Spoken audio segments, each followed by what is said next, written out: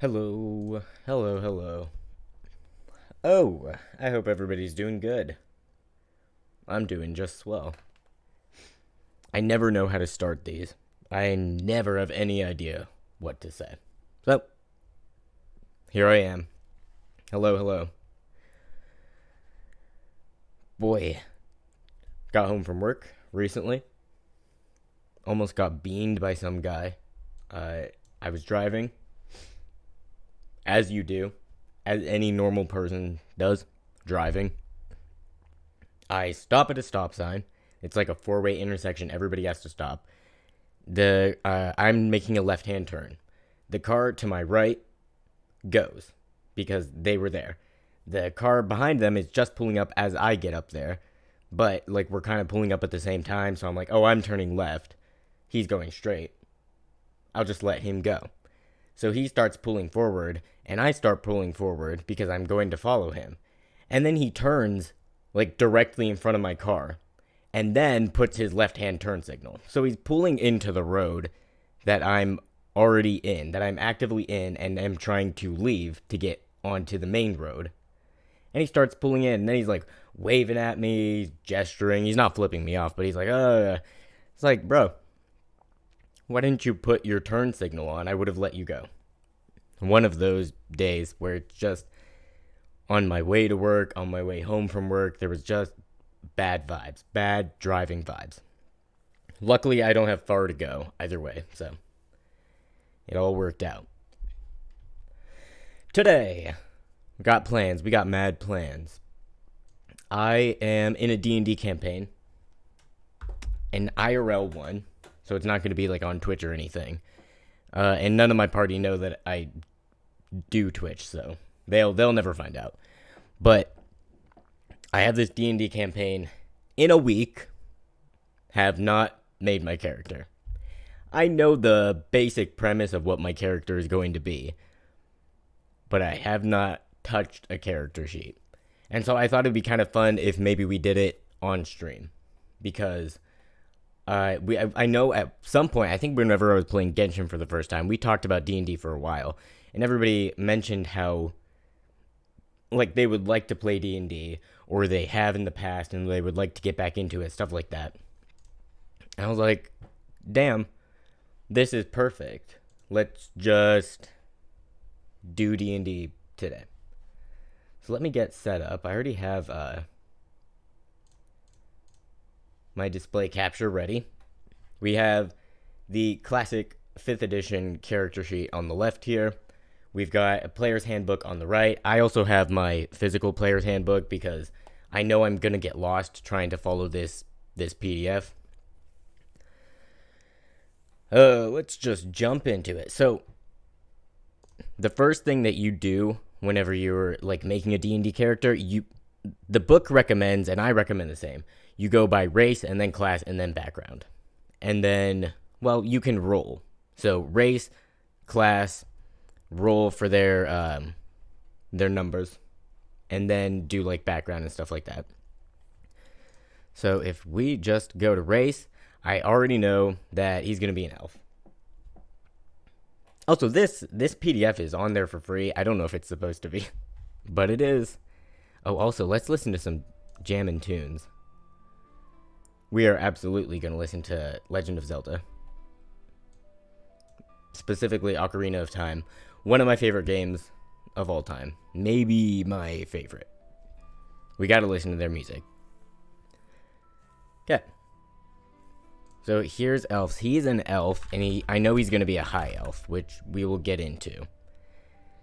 Elves are classic fantasy. Everybody know what an elf is. Everybody knows what an elf do. They elf about.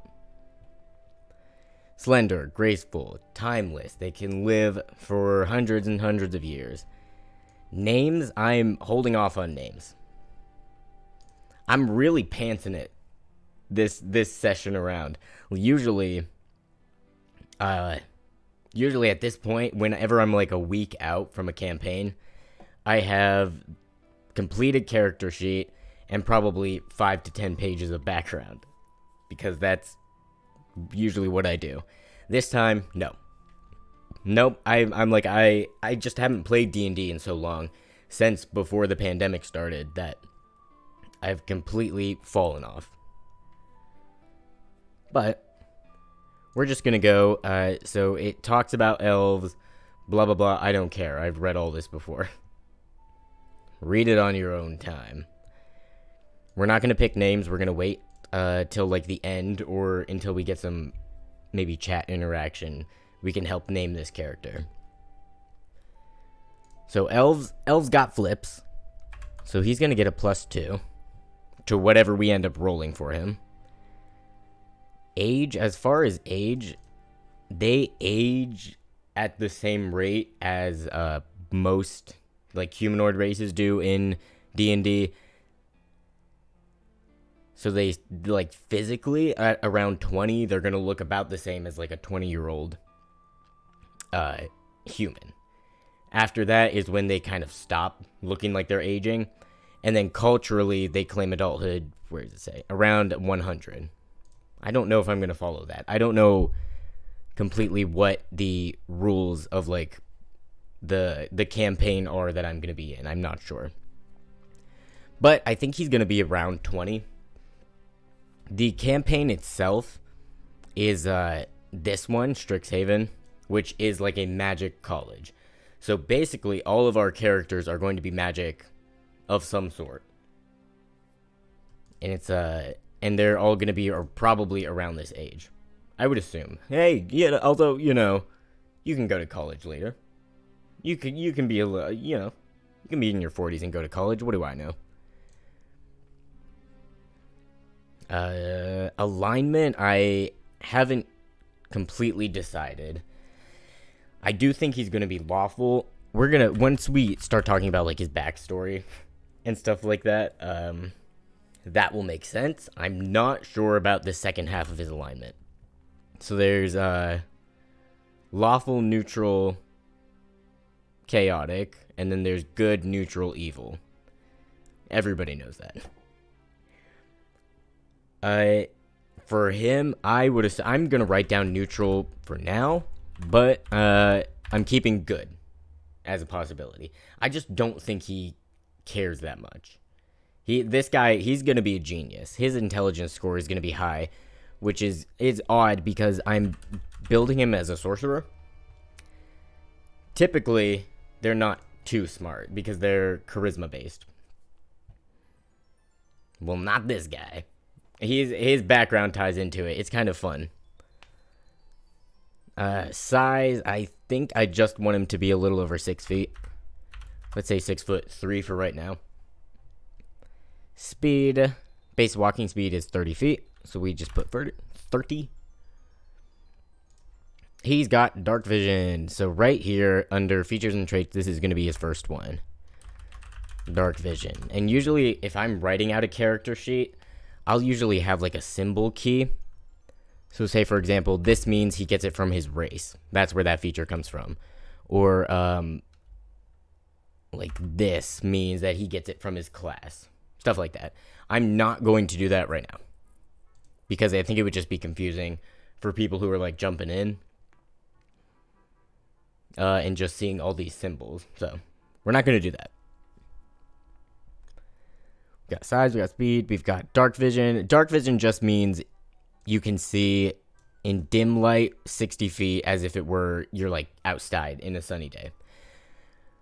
In darkness, 60 feet as if it were dim light. So that's like without colors. Yeah, only shades of gray. Elves always get proficiency in perception, so we just mark that. That means proficiency. I'm not sure what level we're starting at. I have asked no questions, so we're going to pretend that he's going to be level 1. Whoa, don't do that. Oh no, it's doing that thing. Sometimes it won't let me space. It spazzes out. We're going to pretend he's a level 1, which means he gets a +2 proficiency bonus. So we'll just say that. So whatever his wisdom ends up being after we roll it, he's going to add an extra 2 to perception. Hey, we found something. I love this. The OST. It is just going in order. Fantastic. Fantastic news. Fey Ancestry. So Fey Ancestry is cool. I'm going to write 60 feet just because. And then we'll put Fey Ancestry. So they have advantage on saving throws against being charmed, and magic cannot put him to sleep. And I think it says it right up here, but that's because elves trance. They don't sleep for 8 hours. They trance for 4 hours. And then they're back. Like if they got hurt, they just trance for 4 hours. After those 4 hours, they'll be back at full health. Because that's how the world works. If you're hurt, if you took an arrow to the spleen, quick 8 hours, you're back on top. You're back on top. Simple as that. Advantage. Advantage on saving throws. Not frightened, charmed. Charmed. Magic. No sleep. Don't mind my shorthand. It's probably not going to make much sense. But if anybody has any questions, just let me know. I'm not going to write trance because I already know that. Languages. You can speak, read, and write Common and Elvish. So that goes over here. Other proficiencies in languages. Common, Elvish. Makes a crazy kind of sense.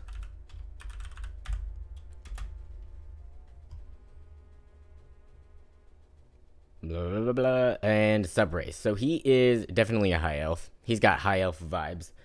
Because maybe we should go through his background.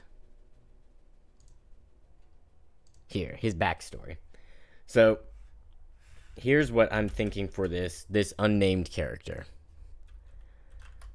I think he was raised in a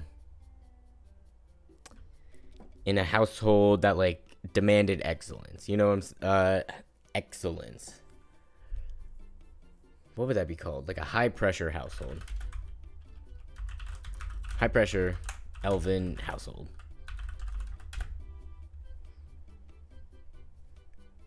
We're gonna say full of wizards because there were a lot of wizards in his family. We'll say he studied for years to become wizard, but was never good at magic. Zed. Not 9. Zed. Ain't that the way?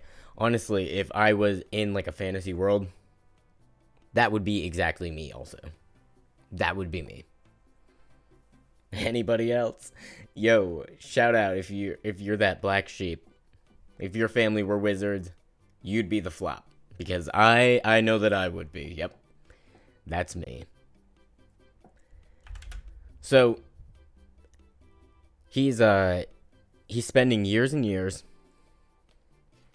just trying to like he's studying. He's really, really smart. He understands like magic theory, stuff like that.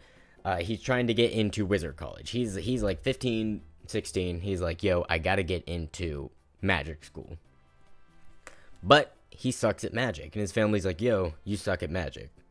You should be ashamed. Damn. What's he gonna do now? What he ends up doing is, we're gonna say he gets desperate and wants magic. Goes looking, and we'll say like by any means necessary. By any means necessary, and maybe he grabs like a magic rock. Grabs a magic rock, slash finds a glowing quarry or something like that. Glowing quarry. Now he can do magic, but not the way that elf god, I don't know any elf gods' names. Not in the way they intended.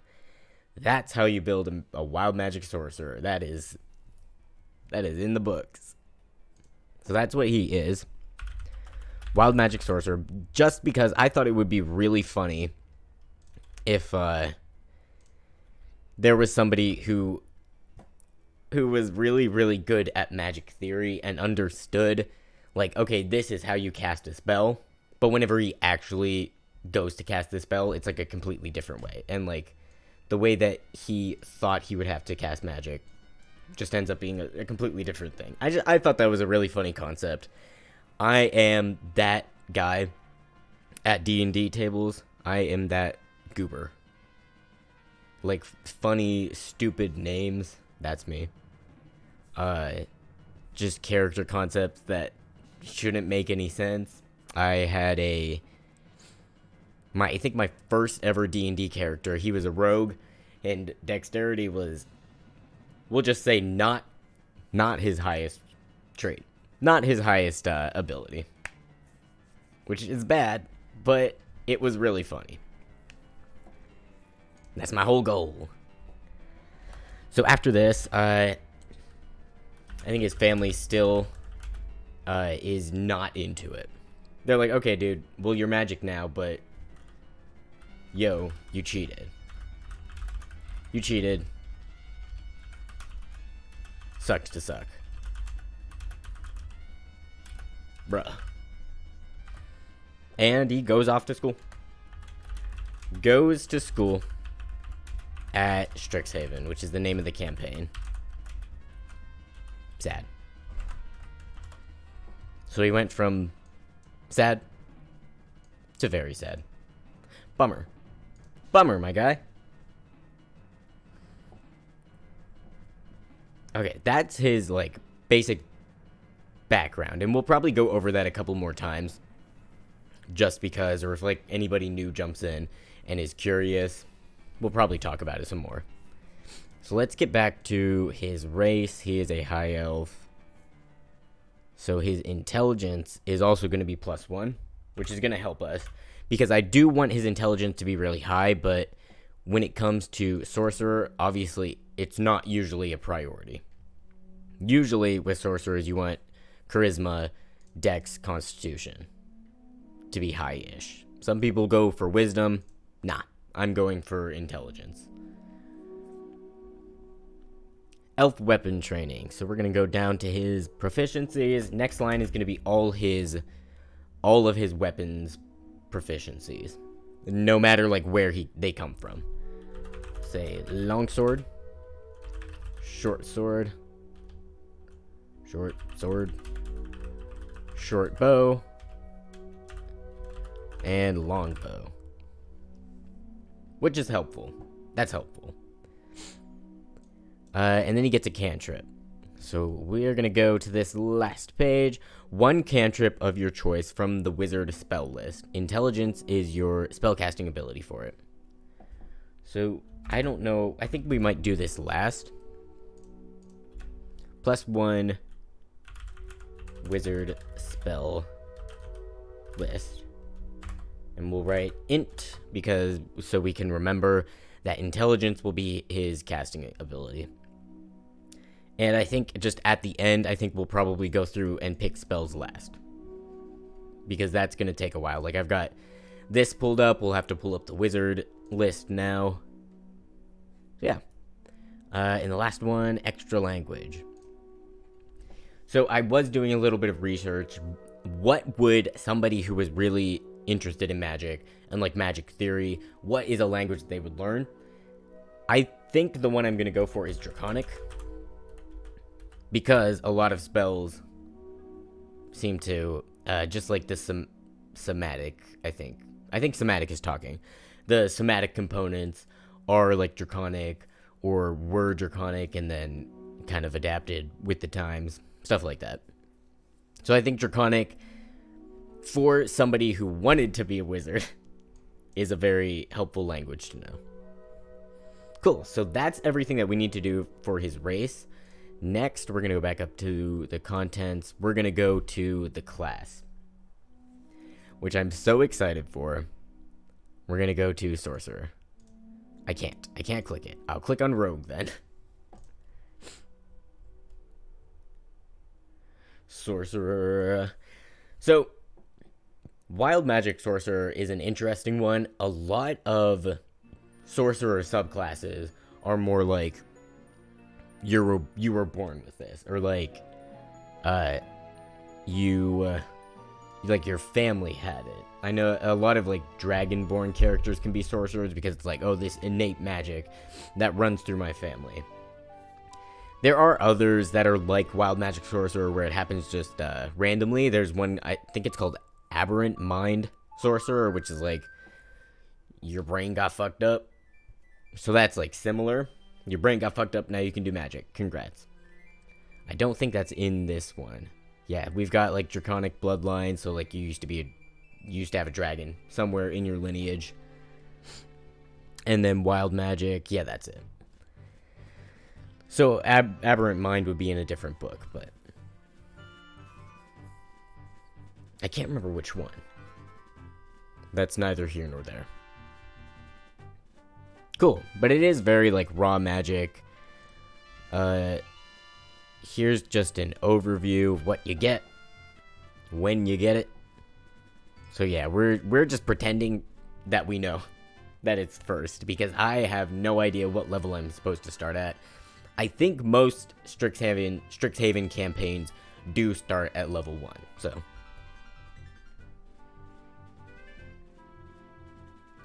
Quick build. These are helpful. I don't usually follow these. Especially this, we're not going to follow this, like the hermit background, because I'm playing in this campaign. They have specific backgrounds for this school, which we'll get more into when we actually start talking about backgrounds and the school. Stuff like that. Okay, so here's our class features. Hit points, 6 plus whatever our con is. So we are just going to write 6 plus con, because we haven't rolled yet. Oh god, it's so small. Never mind, let's write it here. And we'll put an arrow, because it belongs up there. And if anybody jumps in and is like, wait a minute, your hit point maximum should be up here, shut it. Then we can say, shut it. We've got 1d6. I am not used to being fragile. Lately, before the pandemic, I was playing like rogues who just hide all the time, so they never get hit. Or I was playing like fighters or rangers or people who are at least a little chunkier. Nope, never played a wizard, never played a sorcerer. So this is a new experience for me. No armor proficiencies, that's great. And then we'll add more to our weapons. So we've got daggers. We'll put dagger, dart, sling, and quarterstaff. And light crossbow. So he's got a shitload of weapons proficiencies. Probably not going to use many of them.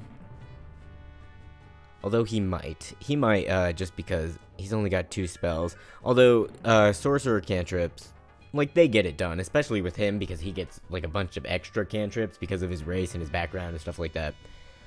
So, he should be able to get it done.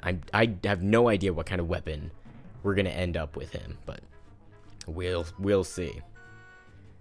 So, proficiency in saving throws, he's got Constitution and Charisma. To be expected. And then skills, we've got Arcana, Deception, Insight, Intimidation, Persuasion, and Religion.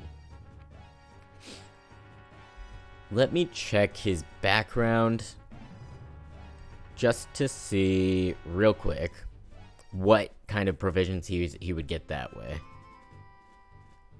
So, Arcana. So we don't need to pick Arcana because he's going to get that because of his background. Deception, Insight, Intimidation, Persuasion, and Religion. I don't think he needs Religion at all. I don't think he would do Intimidation. I don't think he's like a hardcore dude like that. Same with Deception. Maybe, see, Insight and Persuasion is an interesting one if we picked that, because Insight is Wisdom. his wisdom is not going to be good. I can tell you straight up, his wisdom is probably not going to be good unless we happen to roll good. Like, freaky good.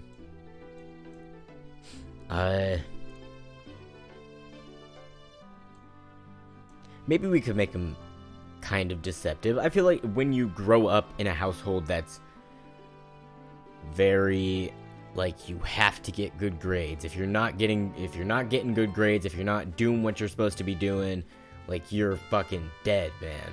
I feel like if you grow up in a household like that, you get a little bit of this under your belt.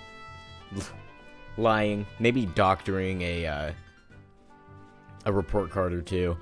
I never grew up in a situation like that. My parents were, I'd say quite the opposite. It was like a low-pressure household. And even then, I felt like I'm the flop child. I'm their flop boy. Because all their other kids are, like, smart, or, well, not traditionally successful, but successful. And then there's me. Cheers. So I feel like we all get this sort of deception just from parent complexes, and he's definitely gonna have some parental complexes. So let's do deception, and then maybe persuasion.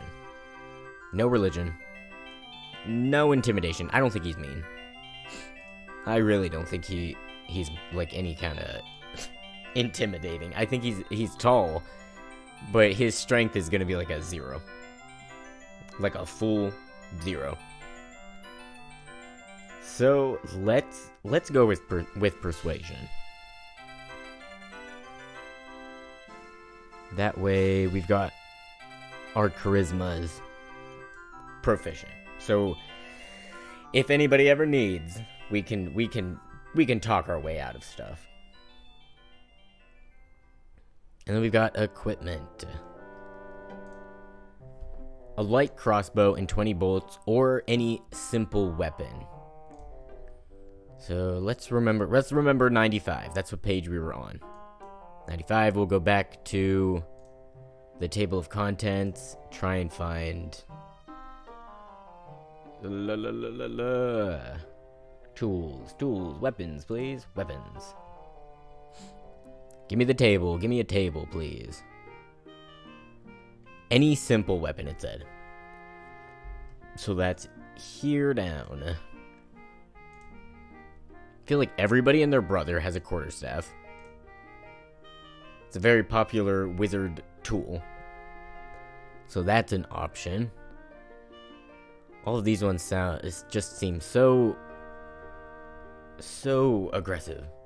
So offensive, if you will. Spear, nah. And then we've got our ranged weapons. A light crossbow would keep him out of immediate danger. It's also expensive. Oh, because it does 1d8. That's pretty good.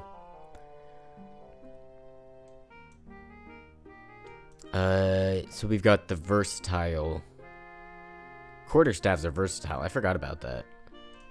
I had a warlock who had a quarterstaff before. That character was crazy. Oh no, that character was bonkers. I mean, she was loads of fun. The only time I've ever played a girl, maybe this was sexist, but she was kind of stupid. She was kind of stupid, but she was also very traumatized, so maybe that's why. No, she was so much fun. She had, I think she was a lesbian. Yeah, she was with this girl, and she'd run away from home. She took her baby brother, ran away from home because her parents were crazy, and found a bunch of elves in the woods, and lived with the elves for like several years.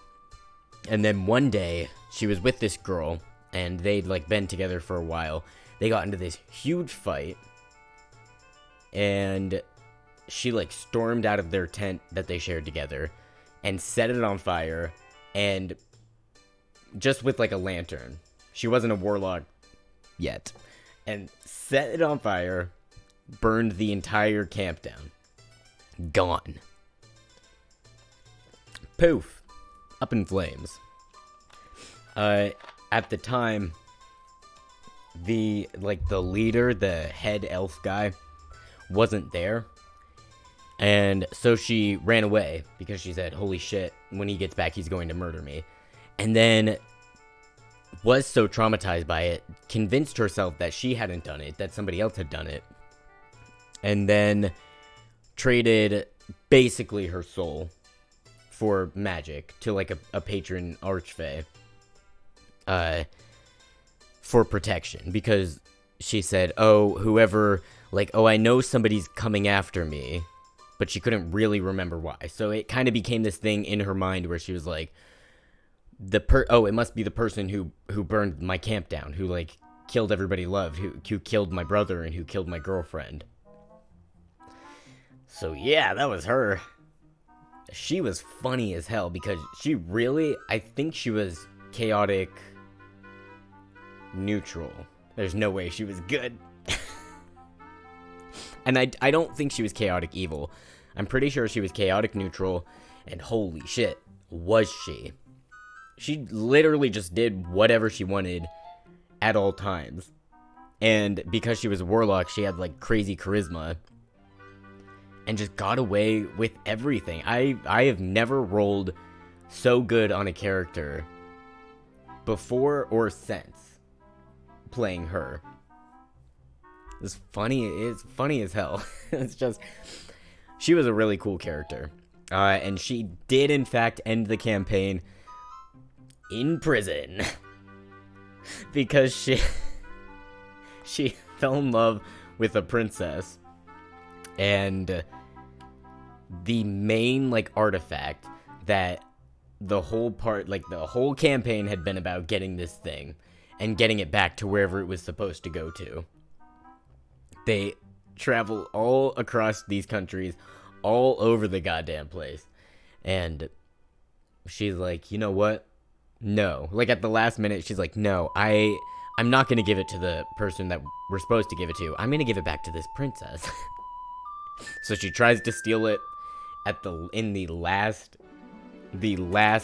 session of the campaign. Tries to steal it, kind of has a plan. She like makes a fake one and hands it to somebody. They find out. She tries to run away. They catch her, and she gets arrested. And that was the end of the campaign. And I felt so bad afterwards because I went up to my DM and I'm like, I'm so sorry. I did not want to make it into the me show. I did not want it to become like the Toad show. Oh, look at Toad. He's doing something goofy again. I'm really sorry. I did not mean to do that. I thought it was like really in her character. And my DM was like, nah, dude, that was fucking funny as hell. And it gave them an out. Like, okay, and that happened, and now let's do our outro. And we're done now. That was so much fun. It was all my characters always have very cool endings to their stories. The first D&D campaign that I ever played, I played a rogue. That same rogue who was not very dexterous. And he had this whole story where he grew up like on a pirate ship, and his parents were pirates. And then this big bad guy smashed up their pirate ship. He managed to escape. His parents both died. He ends up on shore somewhere in this little town and starts stealing to survive. And because it's basically all that he knows, he's a fucking pirate. He's not really a good person. Then he meets this woman. He was a halfling. She was a human. And he meets her, and she's literally like a florist or something. Lives in like a tree. Falls in love with her. Gets married. Then one day, this evil pirate dude, I can't remember why, but he just like rolls up in town and fucking snatches his wife. Snatches her, takes her away. And that was all backstory for him. And it was sad, and like throughout the campaign, I didn't realize this, but it turned out that his wife had been pregnant whenever she was kidnapped. And so he finds out that she has in fact died, but he has a child somewhere. And so the campaign for him switches from like, oh, I'm trying to get ransom money for my wife to, oh, I have a daughter somewhere and I need to find her because she's the only thing that I have left of my daughter. This is my first D&D campaign ever. And it got like so deep. It got real deep, and it was still really funny and it was still really fun, but his motivations just kind of were dark because he's like, yo, I will do fucking whatever it takes. And he kind of got a little bloodthirsty, which, whatever, it's D&D. You might as well fuck some shit up, you know?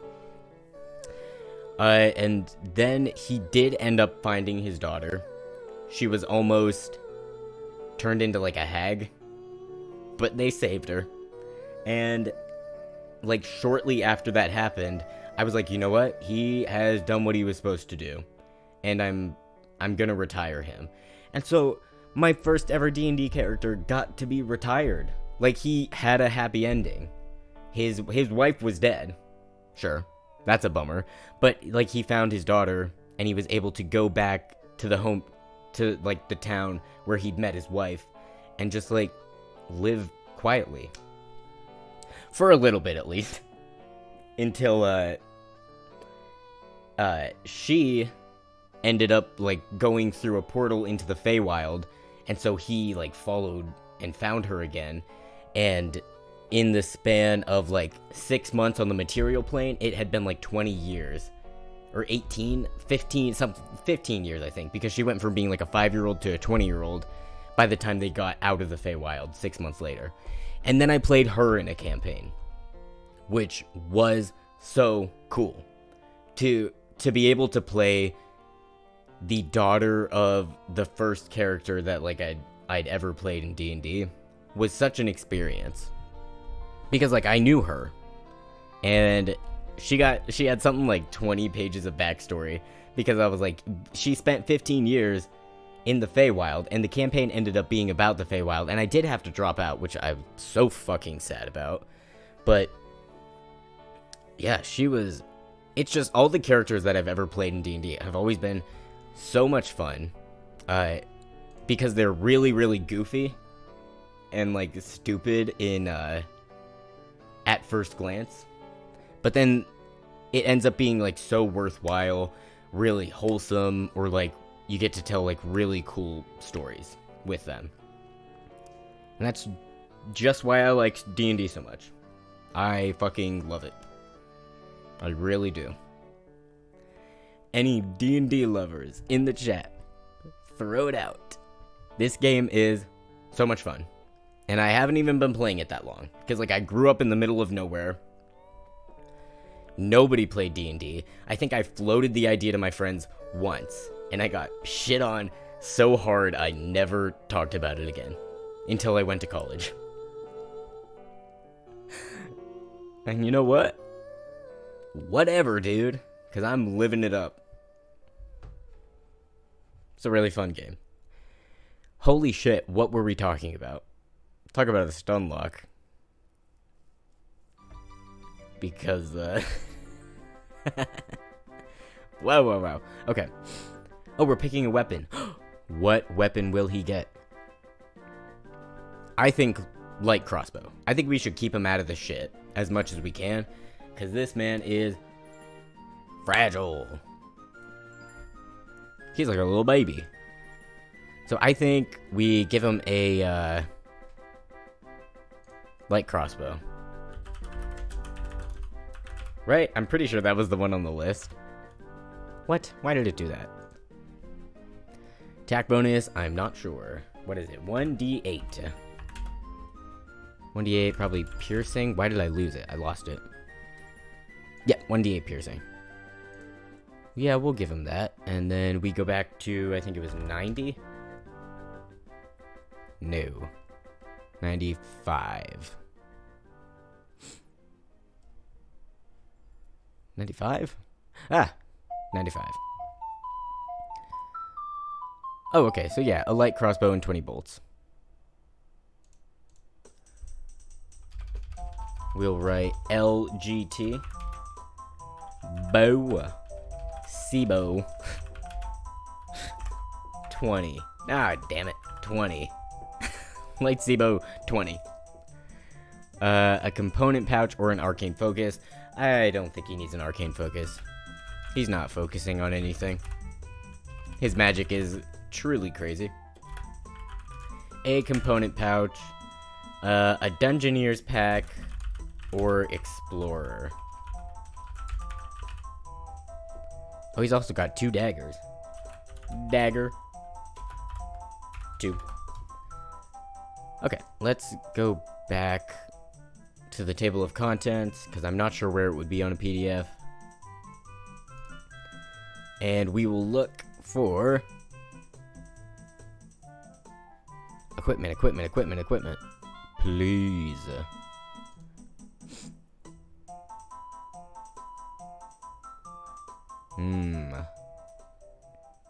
We're on weapons again. I can't remember where this is. I never know where to find the packs.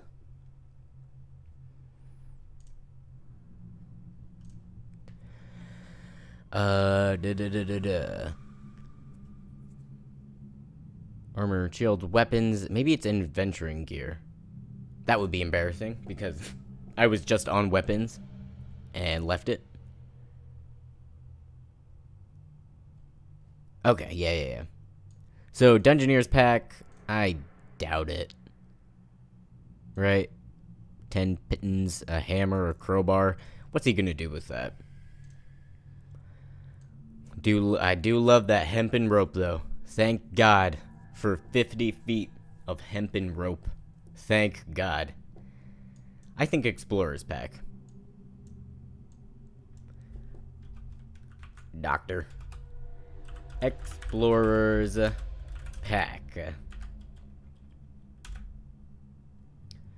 A backpack, bedroll, mess kit. I always write all this out. I know that a lot of people who are like more experienced don't, because it's like, okay, yeah, I remember what's in that. How the fuck do you remember what's in that? Because I never use I feel like I never use anything that's in these packs. But then that one time that I need to, and if I don't have it written down, then I'm like, damn it. My 50 feet of hempen rope. It would have been so hempen helpful. Where is it now? I forgot about it. God damn it. Not today. Not in this campaign. I'm going to know exactly where that 50 feet of hempen rope is. So hemp me God. I'm done. I'm done with that. Thank you, though. Thanks for putting up with it. Ay. Okay. 95. Oh, actually, let's go to weapons. Because I'm not sure what a dagger does. Probably just 1d4. 1d4. Oh, it's finesse. And you can throw them. Who needs a dagger? Not me. No thanks. 1d4 Pearson.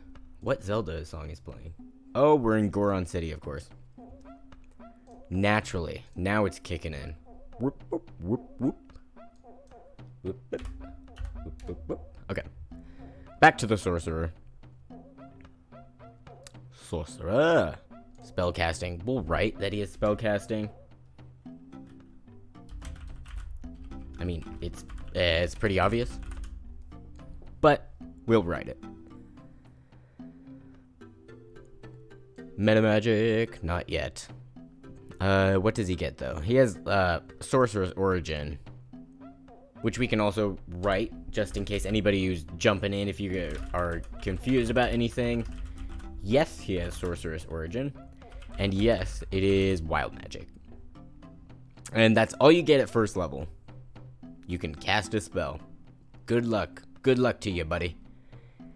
So wild magic. Your innate magic comes from the wild forces of chaos that underlie the order of creation. You might have endured exposure to some form of raw magic. That's our guy. Perhaps through a planar portal leading to limbo, the elemental planes, or the mysterious far realm. Perhaps you were blessed by a magical fey creature or marked by a demon. Or your magic could be a fluke of your birth. Or you touch a rock. I feel like I should find something better than touch a rock, get a magic, you know. Touch a rock, get a magic. Hello, Zoom. Hello. Welcome to the stream. How are you doing today? I hope you're doing good. We're making a D&D character. A wild magic sorcerer.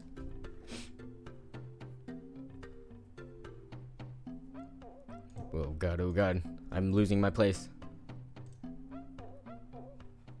Doing good, a bit tired, but good. Oh, I feel that.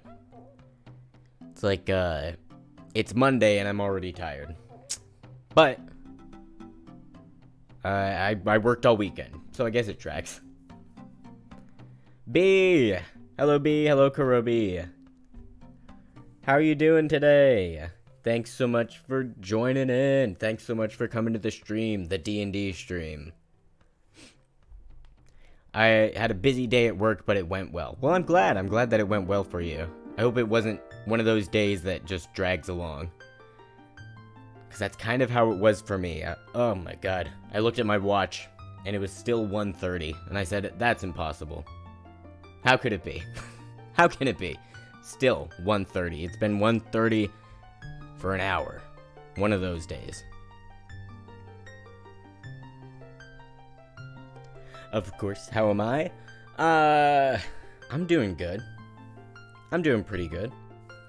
I had a couple of weird driving experiences today. Just on my way to work and on my way home. I feel like everybody that I encountered was like driving like crazy. Or like real shitty. It was just weird. People weren't following rules. I encountered somebody going like 80 in a 25. Craziest thing I've ever seen. I don't know why people feel the need to drive that way, but whatever. All I can say is hopefully whenever they crash, they won't crash into somebody else. Hopefully it's just them. That's all. Bit of a rant. Sorry.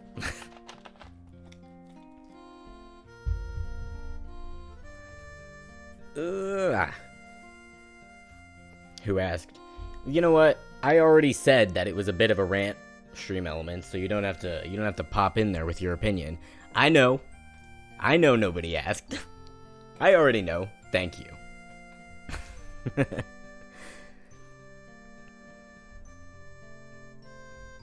It's great to hear. Yeah, I hope people... I don't know what it is. I think it's just Mondays and Tuesdays are just bad times to be on the road. Anytime that I can stay home on a Monday or a Tuesday, I definitely prefer to do that. People are crazy. People are crazy at the beginning of the week. I don't know. Guess they just didn't want to get out of bed, which I can understand. Just don't put your life at risk, just because you're a little salty that you have to wake up today.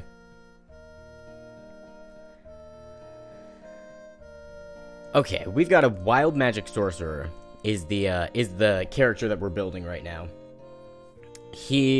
Because my campaign has to do with like a magic college, I'm doing kind of a weird take on a wild magic sorcerer in that he only ever wanted to be a wizard. He studied to be a wizard for like his whole life. He comes from a family of all wizards. And he's just never been good at magic. So what he does is eventually he gets really desperate, goes to try and find a way to get magic another way. Something happens. I haven't completely decided what yet. Maybe grabs a rock, a magic rock, and gets wild magic. Which explains over here, it's basically just chaotic.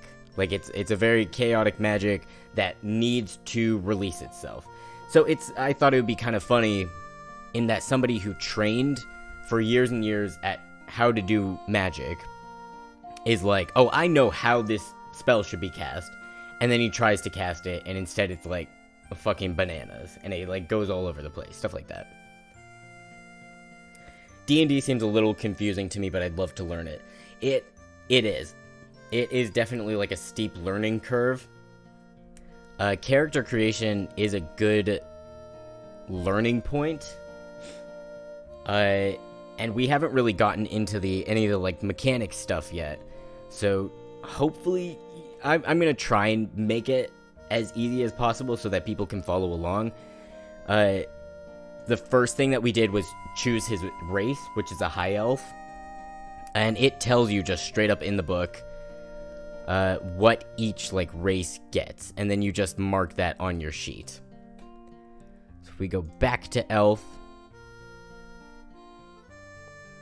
here, so like it says like your dexterity score increases by 2. I just put a +2 here, and so if you just go and follow like exactly what it says, that's a good place to start. And then, like, but it's definitely a bit of a learning curve, for sure.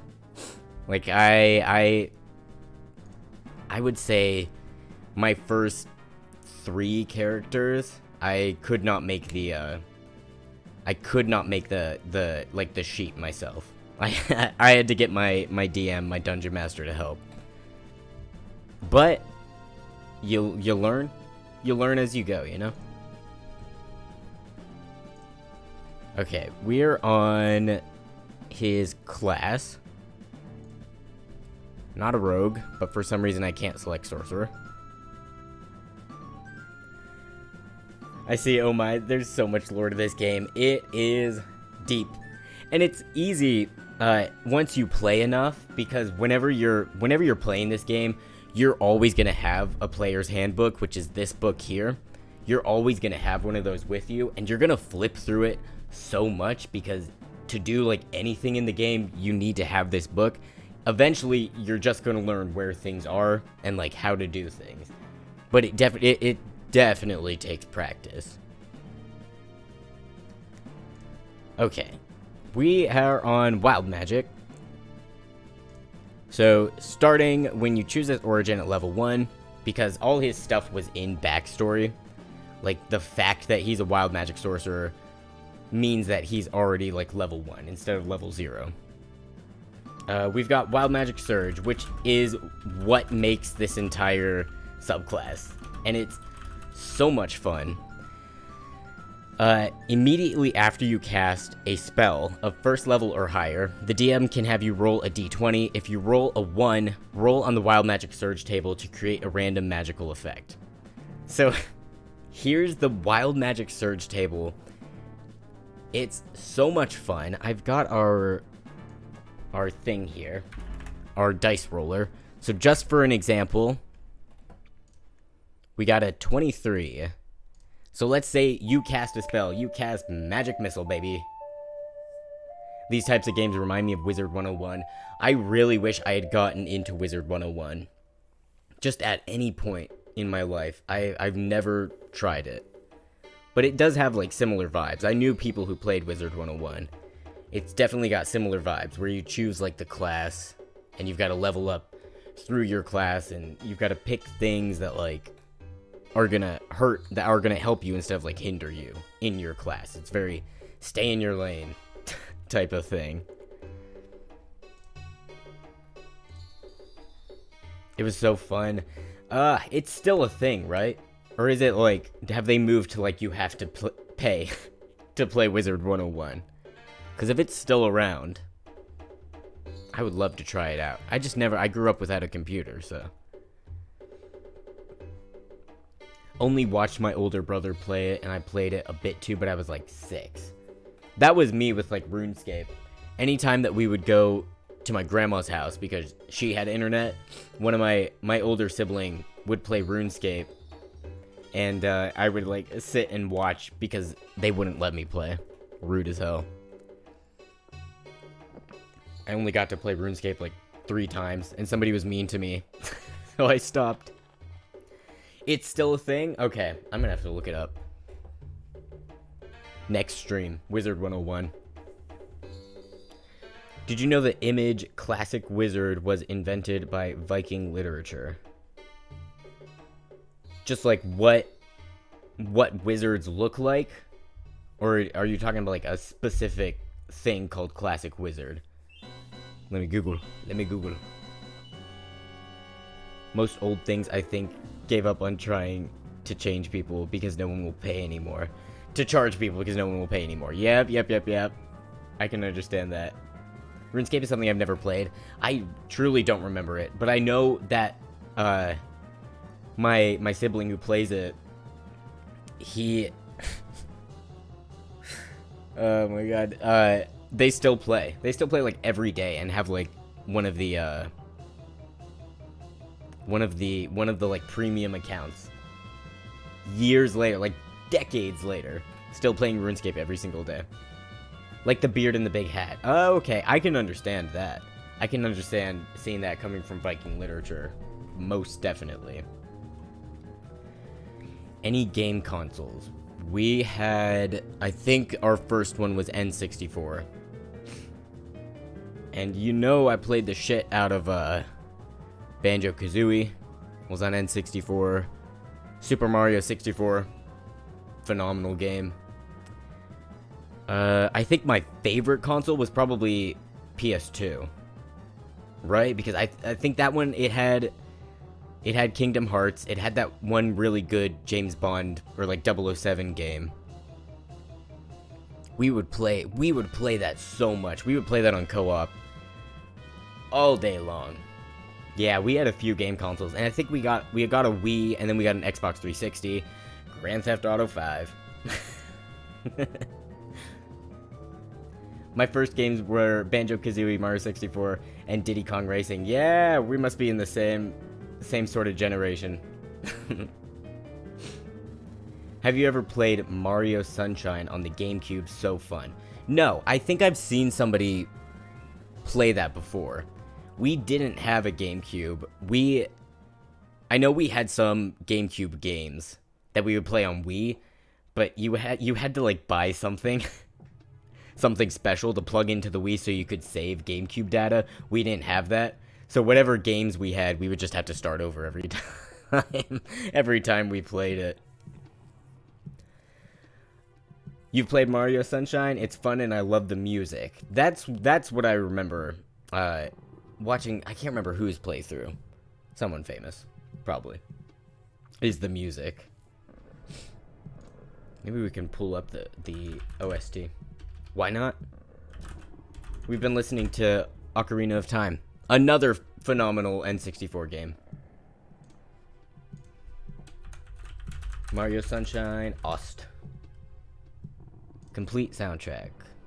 Let's go here. Turn it up a bit. Get jamming. For the Wii, Super Mario Bros. Was so fun. I don't remember many of our Wii games. That's weird, right? Like, I remember, I can name a bunch of PS2 and N64 games, but I can't remember the Wii. That's a little weird. What's N64? Nintendo 64. It was, like, Super Nintendo came out, and then N64. Or maybe GameCube was in between them. I don't know. It was the sequel. The sequel. Super Mario Bros. Oh, I do remember we had My Sims Agents for the Wii, and that game slapped. That was a good game. Solving a mystery. Yes, sir. Thank you. I only remember making Mii's on the Wii. I remember that. I would make them based on, like, movie characters or book characters. Usually a Wario or Waluigi player. I can't remember who I used to play on Mario Kart. I think we were just talking about this the other day on somebody's stream. Mine, yours, someone.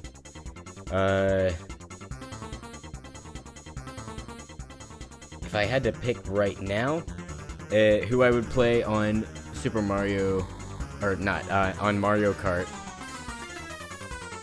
I feel like I might get in on that Peach action.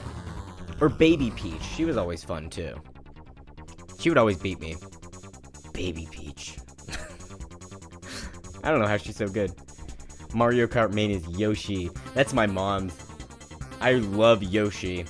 We were never allowed to play him. Because my mom was always playing Yoshi. She had the market cornered on Yoshi.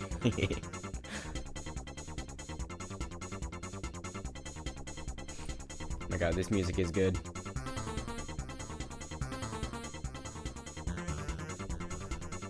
Boop, boop, boop.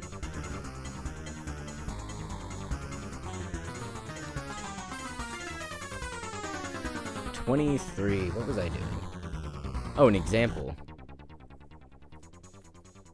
Your mom plays, that's so cool. My mom had a like a Super Nintendo that I never saw. I think she probably got rid of it before I was born. But yeah, my mom, she's obsessed with Legend of Zelda. She loves Legend of Zelda. It's like one of her character traits is how much she loves just like the franchise. She's played all the games. Except Breath of the Wild, I think.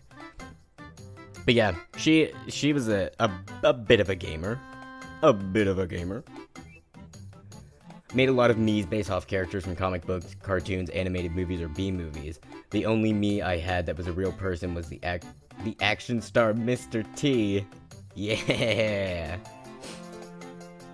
Did I have first generation DS? I didn't. I remember saving up my money for a DS, and by the time I had enough money, the DSi had come out.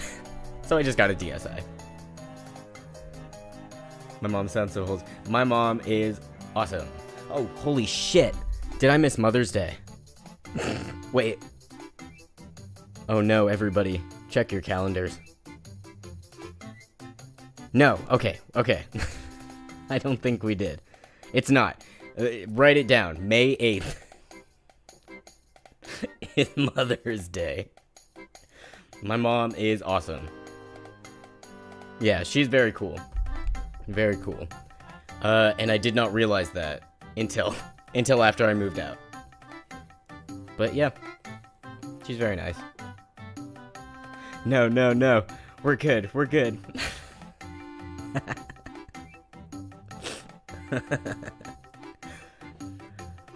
I love the pixel chat. Oh, I love the pixel chat. On DSi. I remember that was like one of the first.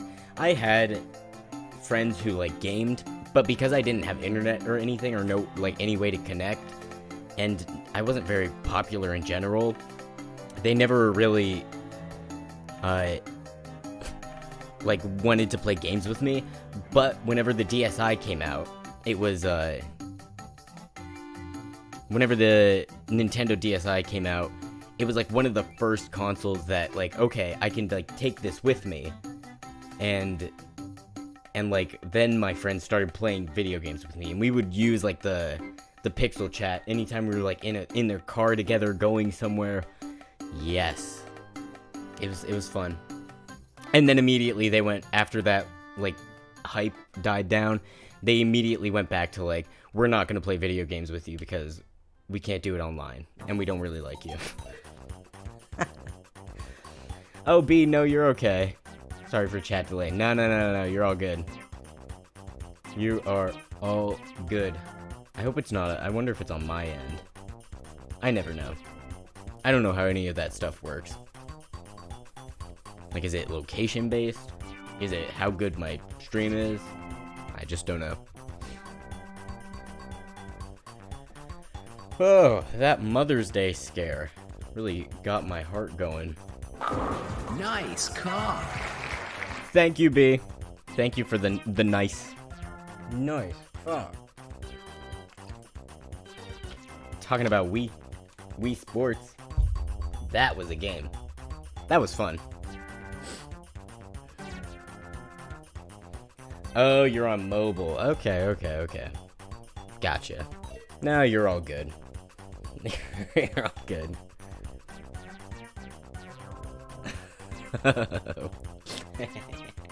It's deceptive. Nice. Yep. That's what it does. Nice cock. Hey, you know.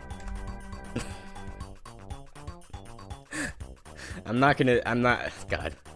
I was gonna say if the shoe fits. That's nasty. That's nasty, though. I'm not gonna say it. I just said it. I'm not gonna say it. Good lord, okay. Bonk.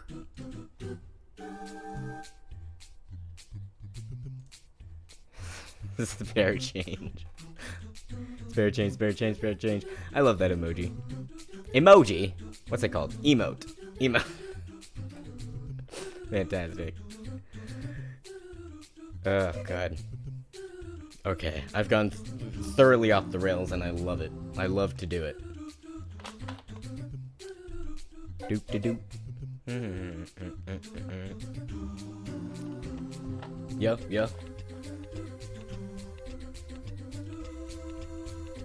Oh, are those eye emojis? What is that? Oh god. This looks demented. Because it's so small on my screen. Yeah.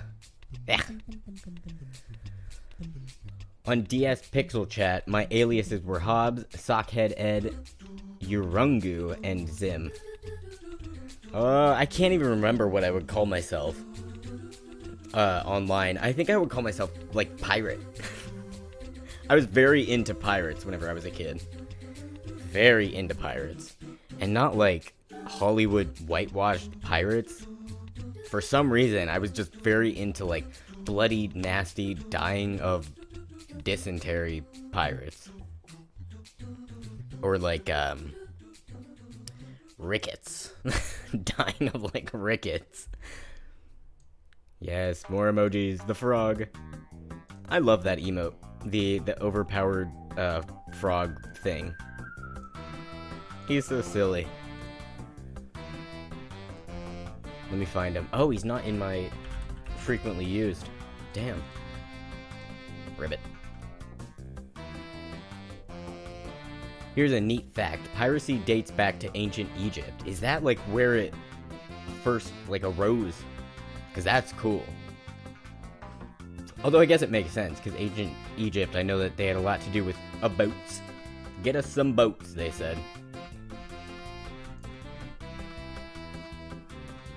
Very cool. When you get emotes, you need one like that. Oh yeah, if that ever happens. I should get one that looks like that. That looks like the OS frog. OS frog. Yeah, that would be so cute. But toadified. The term pirate is an ancient Greek word. Well, it's like a whole mishmash. A whole mishmash of things. That's very cool. Yeah, I think I went to a museum exhibit when I was younger. That was all about, I think his name was John King. John King. He was a child pirate.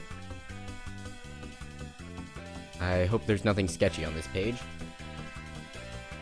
Alex! I'm gonna lurk around. Oh, thank you so much for stopping by. Lurk away. Lurk all you want. We're making a D&D character, but now we're talking about pirates.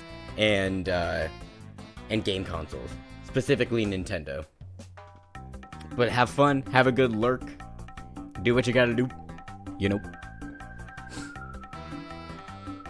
Yeah. Alright. John King, the youngest known pirate on record. So they had found, like, his have a fun stream. Yeah, it's going great so far, and I'm sure we will. Bye. Have a good lurk. Thank you for the lurk. Lurky lurk. So 1916, blah blah blah, they were taking like hostages, something like that. This kid, he would have been like 10, and during which time King demanded to join Bellamy's crew, Black Bellamy. Far from being forced or compelled to join, he declared he would kill himself. Oh, I don't think I'm allowed to say that. He declared that he would, don't look at that, if he was restrained, and even threatened his mother, who was then on board as a passenger, and his father, who did not like him. So this child was like, yo, let me be a pirate. I'ma kill my mom, if not. He was like 10. Right? He was possibly 7. 7. Crazy. And then he died like a year later. 6 months later. Killing Bellamy, most of his crew, including King. And there was this, oh yeah, B. Sure thing. Thanks so much for stopping by. Thanks for the good conversation. Have a good lurk. See you later. This exhibit had John King's, like, a piece of his shirt that they'd found, and, like, his leg bone, and his shoe. And, like, that was all they'd found of him. And I saw that, and I just got crazy into pirates. Crazy into pirates. For years later. It's a cool story. I mean, this kid was a hooligan, and, like, probably shouldn't have done this, but it's a neat story. It's a neat piece of history, I think. Anyway. History's cool. History's cool. Did you know Edward Teach would set parts of his hair on fire? I did not know that. I knew that he was probably crazy. Hazard a guess, that man was probably crazy. So that tracks. That's interesting. Do they know why? Was it like a hairstyling technique? He's got to get the ends just right. So he burns them off. Oh, I never went over my magic, my wild magic example. Instill fear into his enemies. Yeah, so like I'm bonkers, man. Look what I'm doing. Like Jules in Euphoria. I recently watched that show. Whenever she's like, I'm fucking crazy, and like does that thing, you know? Does that thing that she did. Don't mess with me, because I literally could care less what happens to me. That's really cool. Love that. We have the same tactics to intimidate people centuries later.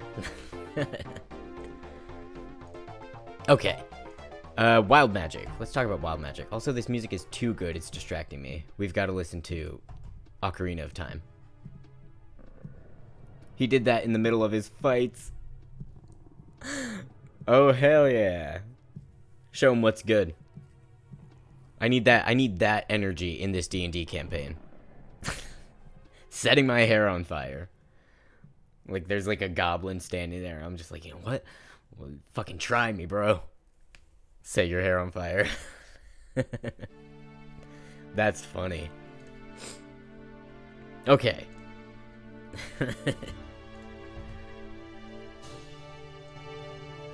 Turning this up just the tiniest bit. Okay. Oh, wait. Wild magic. Wild magic surge. So this is what it is. So anytime you cast a spell, you roll a d20. Whatever. And if you roll a 1, then you have to roll on this table. We rolled a 23 for our example. That would be this one. Your skin turns a vibrant shade of blue. A remove curse spell can end this effect. So just maybe you throw up any kind of spell, like a shield. I don't think sorcerers get shield, but shield. And then your skin turns blue. That's so funny. You know that the famous Julius Caesar got kidnapped by pirates once. I didn't know that. What did they want with him? Pirate facts. I love them. I love them all. It's an awesome spell. Yeah, it's just cool because, like, just all the things that could happen to you. Let's try a different one. Oh, we just switched the numbers. You are transported to the astral plane until the end of your next turn. So it's like, if you cast a spell create bonfire, which, let's do a first level spell. Comprehend languages. So if you see something in a language that you don't speak and you want to understand it, so you cast comprehend languages on yourself, and then you literally disappear. You disappear until the end of your next turn, which is only, I think 6 seconds, 6 or 7. But you just pop, and you're gone. The astral plane, which is like nothing. You're just there by yourself, and that's it. And then you come back. It's so funny. It's honestly, it is the class that I would be. If D&D were real, I would be this idiot who would like accidentally step through a portal, and I would get crazy wild magic. And so I love it so much. I've always wanted to play a wild magic sorcerer. I'm so happy that I'm finally gonna do it. It's finally happening. Also, I'm moving my guy because he's in a weird spot right now. Julius Caesar was taken as a hostage so the pirates could get rich quick scheme. That makes sense. Caesar was mad because he felt the pirates didn't charge enough money for his ransom and vowed to get revenge on them. After 3 months, Caesar hunted down the pirates, destroyed their fleet with the Roman army, executed the pirates by crucifixion. Hey, that all tracks. For Caesar, that all makes perfect sense. And I believe every word. That's funny. They didn't charge enough money for his ransom. Oh god, people are crazy. Caesar, what a nut job. But, you know, that's like an oligarchy for you. That's a one man in charge situation right there. For sure. Oh, that's so funny.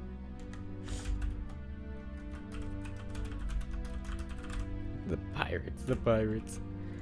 Okay. In response for not being charged enough for his ransom, he nailed the surviving members to a cross. Yeah, that's crazy. Uh-oh, we've got some wackadoos in the chat.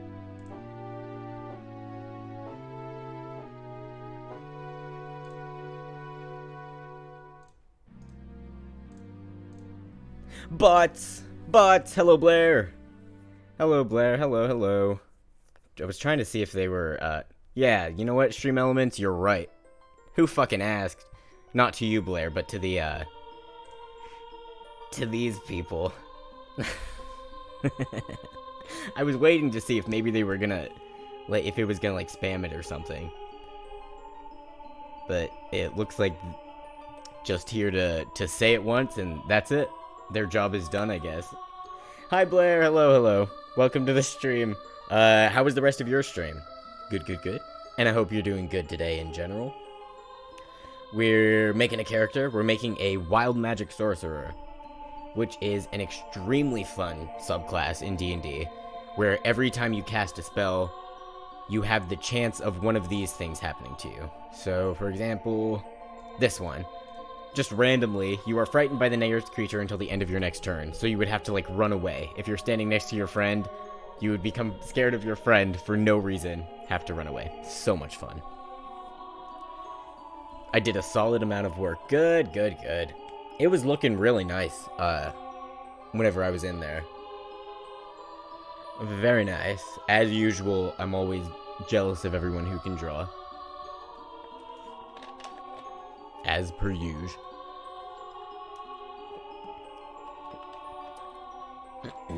Sorry. Okay. What Zelda song are we on? Oh, we're on Legend of Hyrule. Okay. I'm one of those people who like, I'll start a game 10 million times and then never finish it. Or, like, I'll finish it once, but I'll restart it again and again. It's that way with Ocarina of Time, and since we're listening to the complete soundtrack, it's getting to the point where the music is less familiar. Hello, Ara. Hello, hello, hello, hello. Thought this was Twilight Princess. Ooh. Maybe we should do Twilight Princess. That was a good one. I liked it, at least. I don't know. Whatever. How are you doing, Ara? Hope you're doing good today. We're making a D&D character. Wild magic sorcerer. High elf.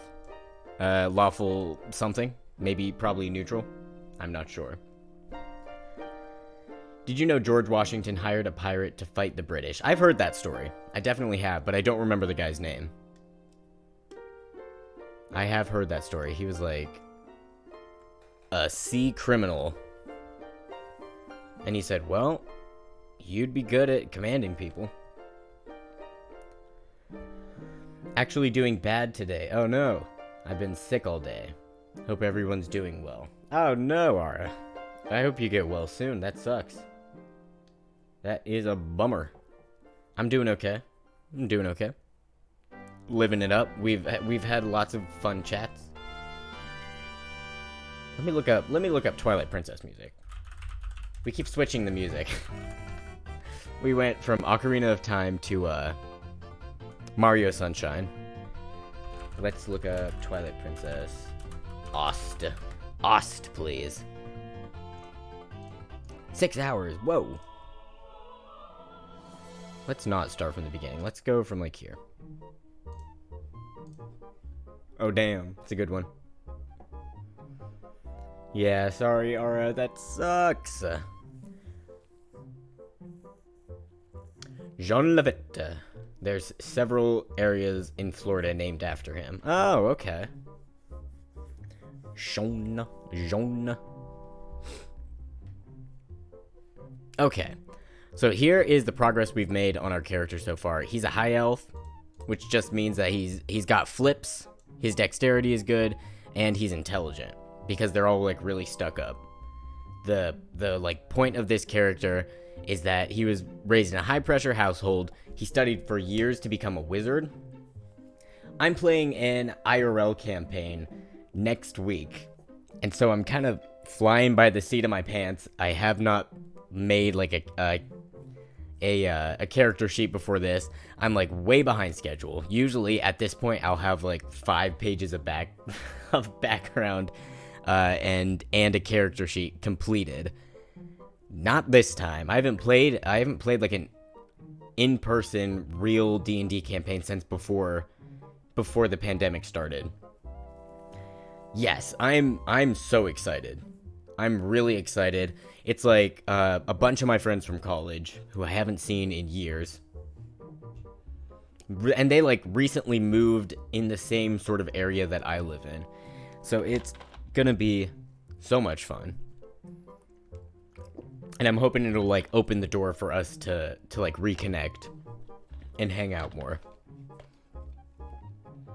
Because I don't, like, in college I was kind of known as the dude who would always like ditch you, because I would anytime I tried to like make plans, I would fall asleep, and that would be that, and I would not follow through on those plans. But so I'm hoping to make a good impression.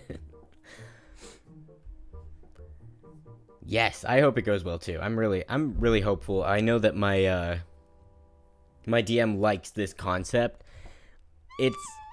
I'm notorious in my friend group for like making stupid or silly characters, but I'm a pretty good role player. Like I can really get into it, and like I can make like silly names, goofy shit, but when it comes down to it, like I can get serious, I can get the job done, but like keeping it light. And that's the whole point of this character, is like he studied for years to become a wizard. His whole family was wizards. He was like, someday I'm going to go to this magic school, which is like what the campaign is about.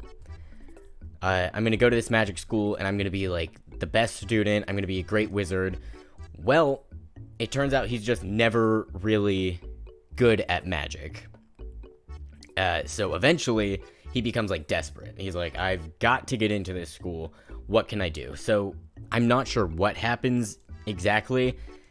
Something happens, and he gets introduced to some arcane energy that he's like, I can definitely harness this. It'll be okay.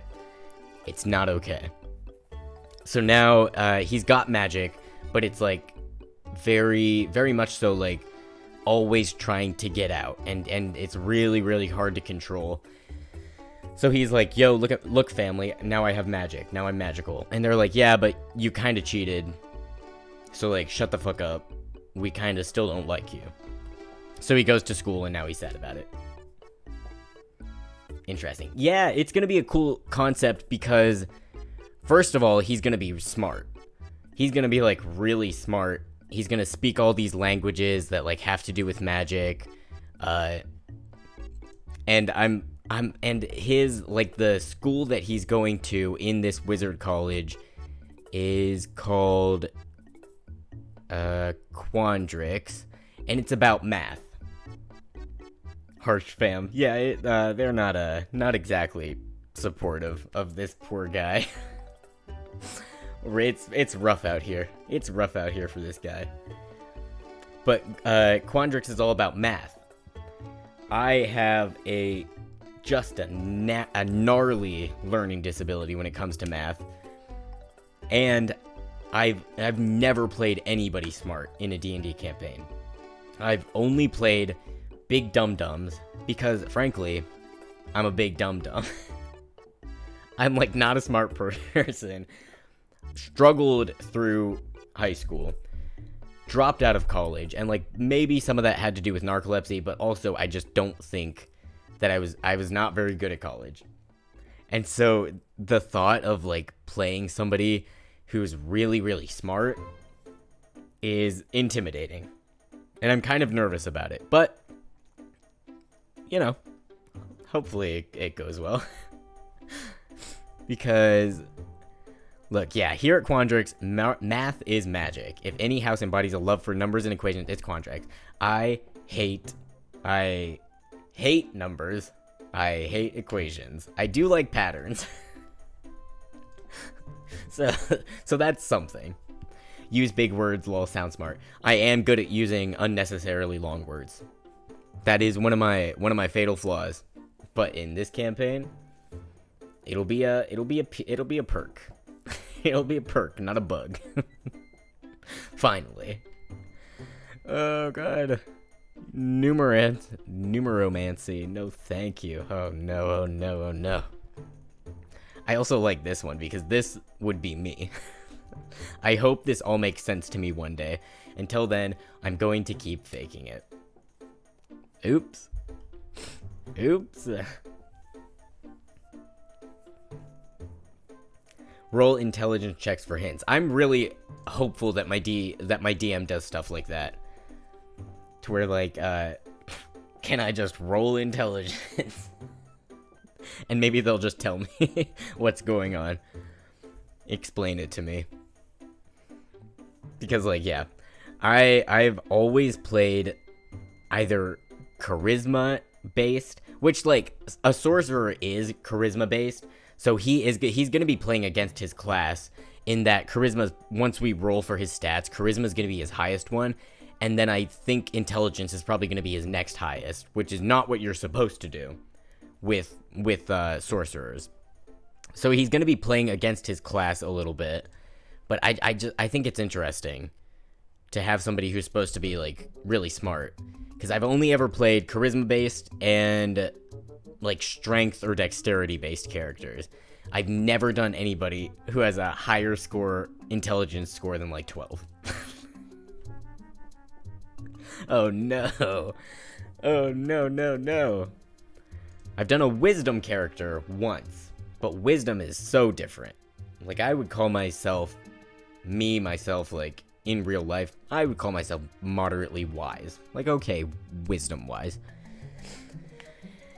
Intelligence? Yikes. I feel like maybe we should just roll right now. Because I'm feeling it. I'm in the mood to roll. Also, I have no idea what to do for a name. The name that, if we do pick a name tonight, it probably won't be the name I end up using in the campaign, just in case somebody finds something like about it. It's like someone in the campaign, just because they don't know that I like do this on Twitch, so I don't really want them to know. So it would probably be a different name. I always go with a goofy name. I always do. Because I'm that guy. I'm the goofy guy.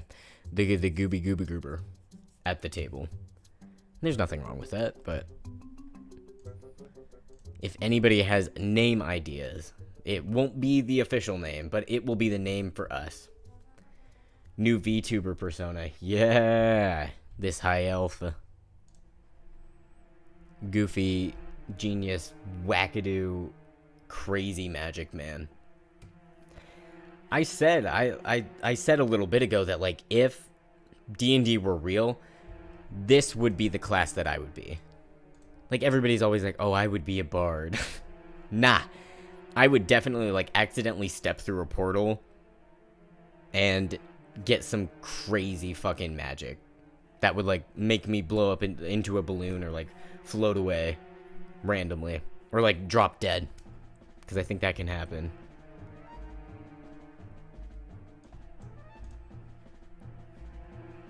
I go on randomizers until I find something I like. Ooh, I wonder if we could find... Random name generator. Generator. Funny. I wonder if those exist. Funny name generator. They're gonna be, like, nasty. They're probably gonna be stupid. This one says, Snake's Rainwater is the first one that popped up. What the hell? Snake's Rainwater. Thank you. Thank you.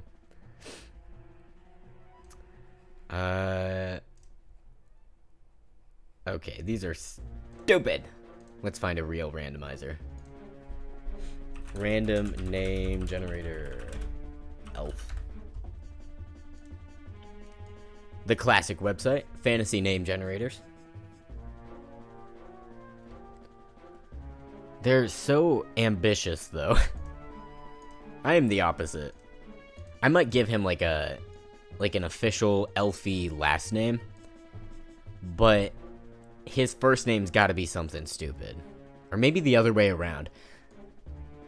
I know somebody in the campaign. Their last name, I won't say the actual last name, but it's something like similar to like Spellson. Because the campaign is about like a magic school. Spellson. Terrellium Esquilius. Oh my god in heaven. Terrellium leaves Estula Maria.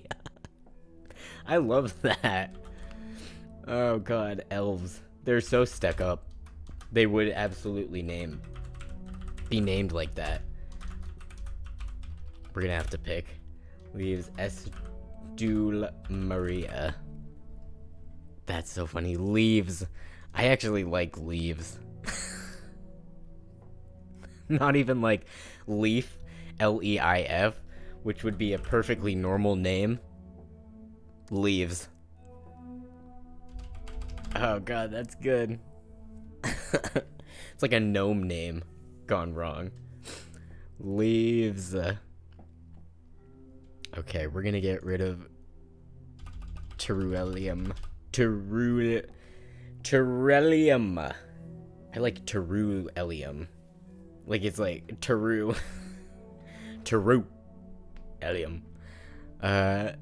Esquilius. Leaves Esquilius. Leaves Estul Maria. We gotta find a goofy last name. I love Leaves. Thank you, Blair. Because that's perfect. Leaves. Leaves. Oh god, it's too good. It's too good. Oh, I can't even remember what I was doing. Oh, Tides of Chaos. That means you just get advantage. Advantage on a roll. And we've got... Nah, that's it. We're starting him at first level because I don't know which level we're starting at. I love picking on elves. Yeah, like, fuck elves. What the hell? What the hell? Esquilius. God, that's funny. What happened to our music? Where'd it go? It's like the quietest song.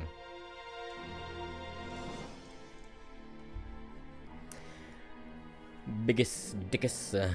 That's just that's reminding me of that scene from Monty Python's Life of Brian. What's so funny about the name biggest dickus?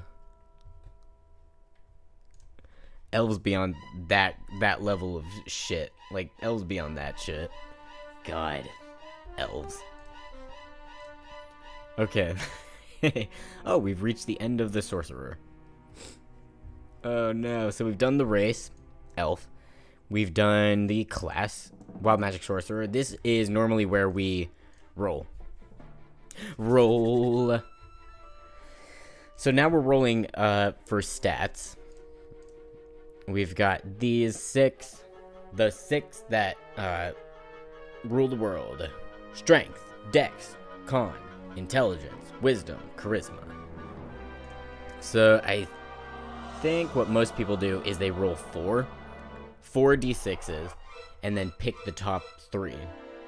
And those are like what your stats are. Or the default is hello. Okay. Choose a race, ability scores, determine ability scores. Weird fact about the life of Brian. The Romans actually didn't understand Hebrew very well and actually spoke like they had speech impediments when talking in the language. I haven't seen that movie in so long. I need to rewatch that movie. Monty Python was like a little sussy, but they were mostly funny movies. Like, they're funny. Life of Brian was a really good movie. That's interesting. Didn't understand Hebrew very well. Actually spoke like they had speech impediments. That's funny. It's also true in real life. Very cool. Makes sense. Romans. Bah.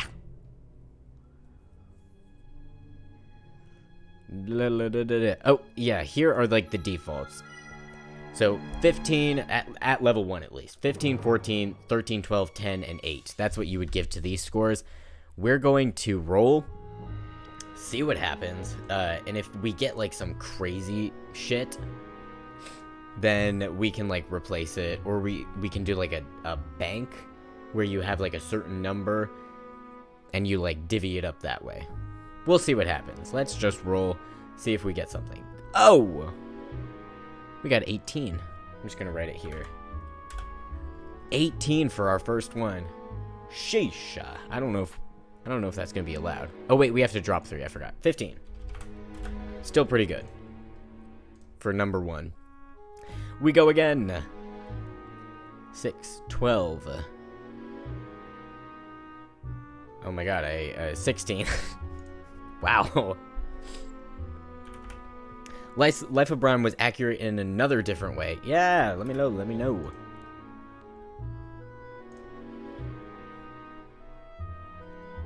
Oh no. 8. Okay. We're following the averages pretty well.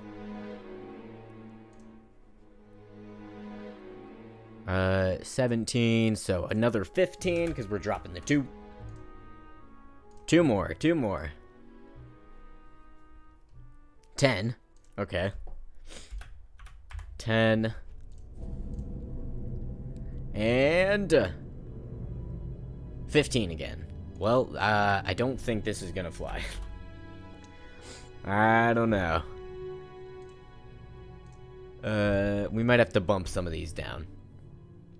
But how did this even happen? 16, 15, 15, 15. Here, I'll write them in order down here.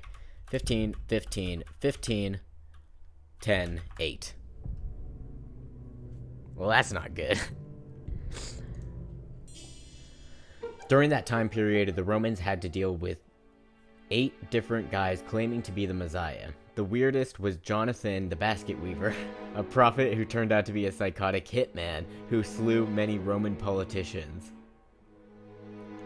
8 different guys claiming to be Messiah. That makes sense. Everybody's got to get in on it. I mean, there's more than 8 right now claiming to be like a god or a son of a god. That's funny, though. Jonathan the Basket Weaver. Just, yep. Yep, that's me. Yeah, I'm the son of God. And he's just murdering people.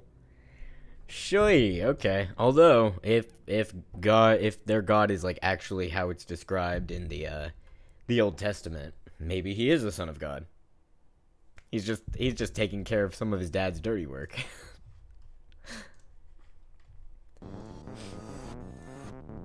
This video of, like, the whole Twilight Princess OST has, like, huge pauses in between the music. Unnecessary. Okay, we gotta maneuver some of these numbers. I think 16 is cool. That's fine. And we can keep 115. And then I think... So it goes 1 down. So we'll have to bump 2 down. So maybe if this was a 13 and this one is a 12, that might just fly. I'll have to ask my DM, but that might just work. So for sorcerer, first thing you want to do is charisma, 16. And the way it goes is this is where you would put your plus or your minus. So this, if it's over 10, it's going to be plus. If it's under 10, it's going to be minus. 10 would be plus 0.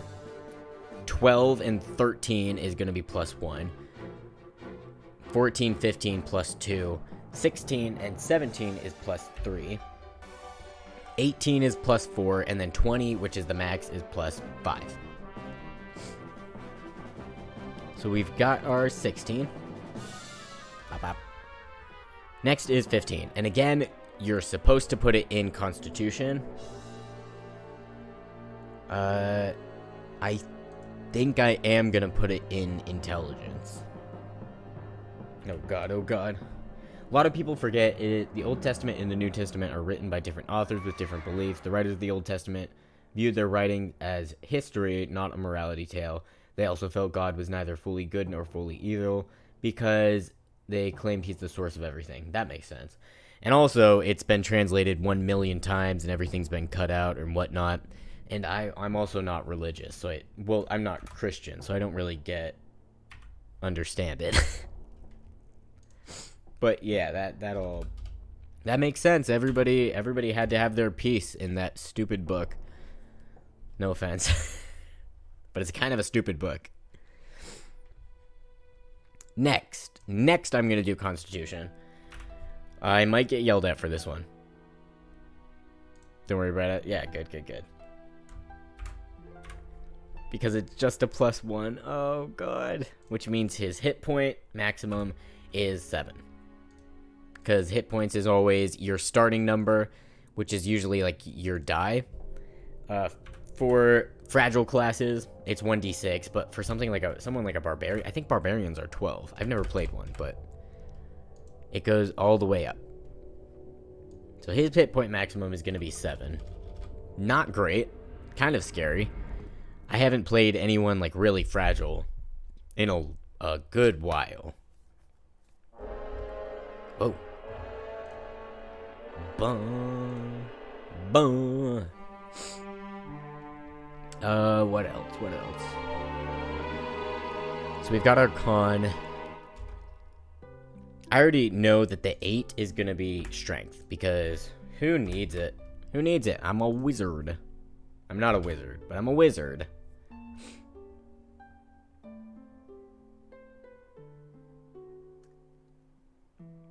On a less serious note, did you ever hear of a study called the 3 Messiahs of Ypsilanti? Ypsilanti. No, never heard. Never heard of it. Enlighten me. I love to learn. Do I dare make his wisdom a 10? Do I dare? Okay, I'm gonna have to think about this. Because, I mean, this would be nice if he ever has to do, like, attacks. But, oh no. So his dexterity gets an automatic +2 boost. So it's either going to be a 12 or a 14.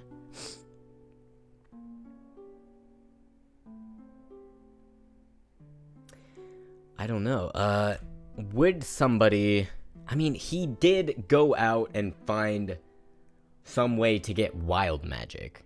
Because he couldn't handle the thought of not, like, pleasing his parents. And being a wizard. That's not exactly wise. I'm going to say 10. Because 10 isn't bad. That's like an average wisdom. I might swap them at some point. I'm not sure. So 14, he gets a +2 to dexterity. So this is his final thing. -1 to strength, +2 to dex, +1 to con, 3 to intelligence, 0 to wisdom, and +3 to charisma.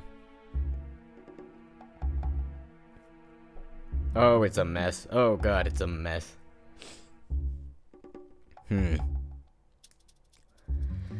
You know what?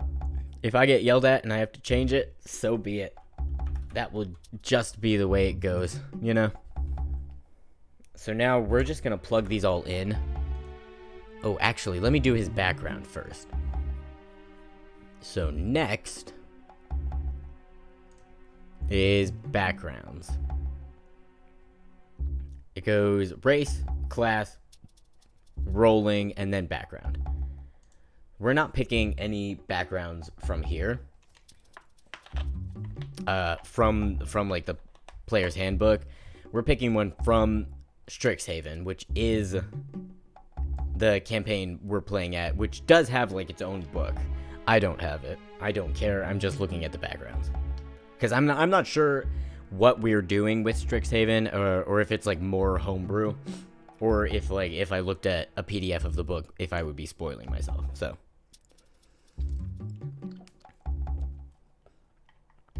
it's a case that took place in Michigan. 3 men who all suffered from an identity disorder caused them to believe themselves to be the same historical figure, were placed in the same room in an asylum in an attempt to cure them. Oh no.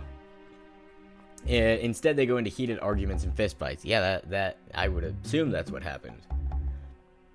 One of the 3 seems to recover, only to relapse by saying his name was Dr. Doom, but he's still the Messiah. Oh god, can you imagine a world where Dr. Doom is like the son of a god? Like a savior come to like deliver everyone? Dr. Doom? Uh-oh. Experiment was deemed a failure, and all 3 men spent the rest of their lives in the hospital. What year did that even happen? Because that's an insane thing to think. But I guess they're like, yo, we gotta try everything once. That's really interesting. Huh. Oh. I heard, was that Epona's song? Epona. Sorry, coughing.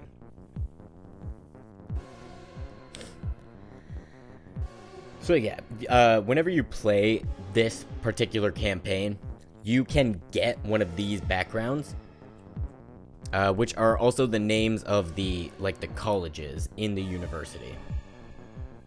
Each background represents a young character who has spent most of their life training to enroll in the most prestigious university for mages across the multiverse. So with all backgrounds, you get skill proficiencies, you get language or tool proficiencies, equipment, possible characteristics, and a feature. And the features for these are really cool. Like this, without question, the best in 5e to date. The features that you get for the backgrounds, bonkers. So helpful. In Michigan in 1964, running the experiment did that because he got too confident he could cure 3 people by making them roommates. Yeah, that's what I call false confidence. Because wow, I can picture it in the 60s though. It was rough. Holy mental health back then. God, or anything, any kind of like disability. Wow. Like, it's just so weird to think about how like ADA, the Americans with Disabilities Act, is what? It's like 40 years old. That's it. 30? What year is it? 30. 30 years old? 30 years old. Crazy. We've come pretty far. Strixhaven spells, we don't care about that. You do get these, though.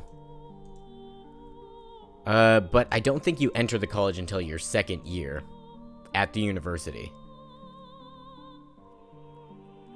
Damn. Yeah. Yeah, it's just crazy. And, like, the fact is that ADA law probably still wouldn't exist if it wasn't for the Vietnam War. You know? Because, like, nobody gave a shit about people who were born with disabilities, who, or, like, people who needed wheelchairs, because of, like a deformity. But when they see a veteran, somebody who used to be able to walk, who, oh no, now he's missing his legs, now people care. It was weird. It was weird.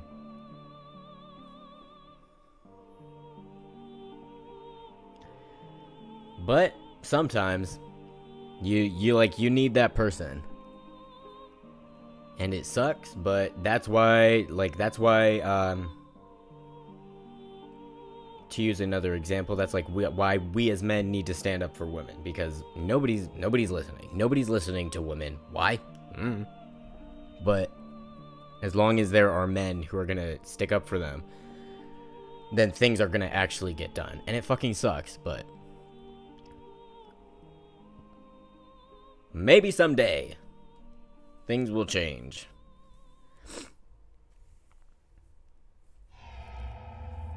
Okay, here's our background. Agreed, we're in this together. Yeah, exactly. You know, like, first they came for the trade unionist. I did not speak up because I was not a trade unionist. Then they came for the Jews. I did not speak up for I was not a Jew. Then they came for me, and there was no one left to stand up for me. That, you know, that speech by that priest guy. Ex-Nazi priest guy. It's a good lesson. I know a kind of bizarre fact about Vietnam. Hey, share it. I love bizarre facts. One of my siblings is like very into just like walking down the stairs from their room and being like, "Hey, did you know this about bees?" and we'll tell us something about bees. Learned a lot of stuff. So, yeah, share anything. Okay, skill proficiencies, because we are a math whiz. That's me. Can't you tell by looking at me? Look at me sitting here in my swamp. Just doing mathematics. That's what I do. And nature. That one tracks. For me, actually. Not so much this character. I feel like maybe he went on like a camping retreat. But other than that, he's probably one of those elves who's like, ooh, wood elves, bleh, we're high elves. We stay in our house. Where's my wizard hat? Oh, shit. Where's my wizard hat? Let me find it. You're right, Blair. My god.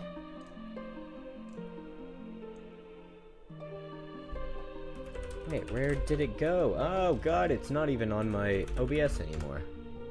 We need it. We need the wizard hat. Pictures. Wizard hat.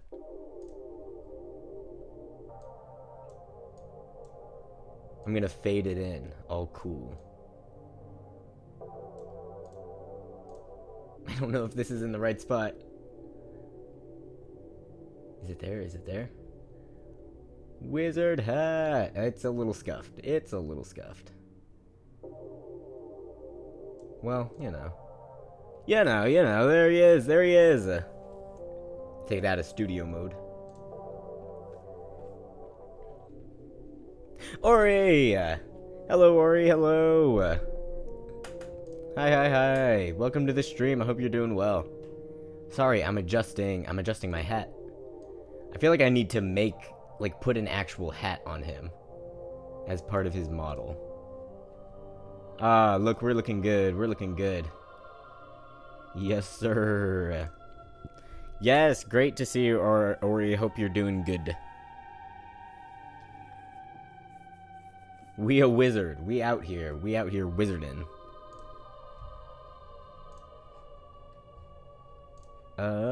We are making a D&D character. He is a wild magic sorcerer, and so that we've got our little sorcerer hat on.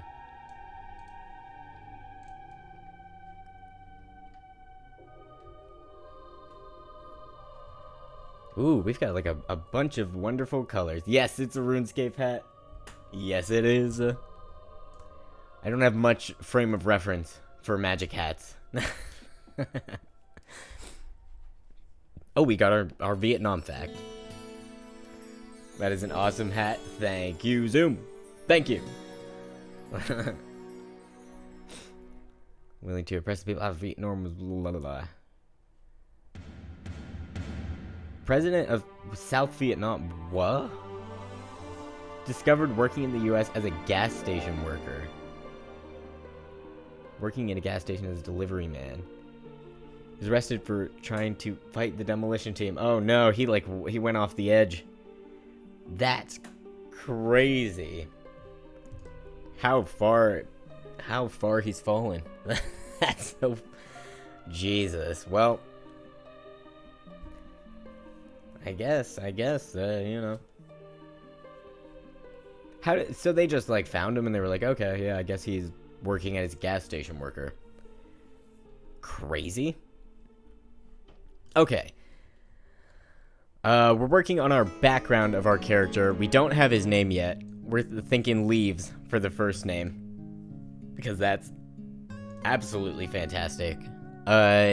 He is a high elf wild magic sorcerer, which is my favorite class in D&D. I've always wanted to play it, and I'm going to be.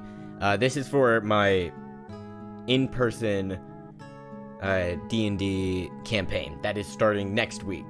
And so I'm very behind schedule. Usually, I'm completely done with this, like, weeks in advance. I'm out of practice, though. So we've got this guy. He always wanted to be a wizard, sucked at magic, ended up getting wild magic, which is like every time you cast a spell, there's a chance that something absolutely crazy will happen. So it's a very fun class to play. We're working on our background. He's going to college, and he's going to, like, the math school, which is terrifying because I'm shitty at math. He's got proficiency in Arcana and Nature. I think we did that. Yes. Tool proficiencies. One type of artisan's tools. Oops. Let's find artisan's tools. We'll go back to the table of contents. Let's see, it might be in tools. Yeah, artisan's tools. So we can do alchemist, brewer, calligrapher, carpenter, cartographer, cobbler, cook, glassblower, jeweler, leatherworker, masons, painter, potter, smith, tinker, weavers, or woodcarvers. Oh boy. So this is where a lot of people would be like, alchemist, yeah, alchemist makes the most sense. This is also where, like, if you want to give your character, like, a side hustle, you would just pick something completely crazy. I don't see that in the cards for him because I truly think he's, like, obsessive about magic. Because, like, his whole family wanted him to be for so many years. So I think alchemist is probably the way to go. This poor guy. His whole life has been focused around, magic, and now he gets it in, like, the worst ways possible. So having a proficiency in artisan's tools does not mean that you have them. Like, that they would have to be an equipment for you to actually have them. That just means if he comes across anything that would be considered, like, alchemist supplies, he can use them and add, whenever he rolls whatever the roll is, he adds that +2 because it's his proficiency bonus. Oh, let me know if anybody has any questions about, like, D&D or especially, like, character creation. Or really anything. Because I'm not, like, an expert, but I've been playing for several years, and I really do enjoy it, and I really do enjoy just talking about it. So let me know. Oh god, he gets another language. I feel like I'm running out of languages. Maybe I'll Google most helpful languages for wizards.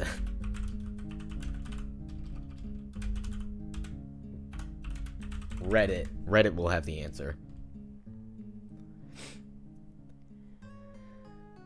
Oh, Gnomish might be a good one.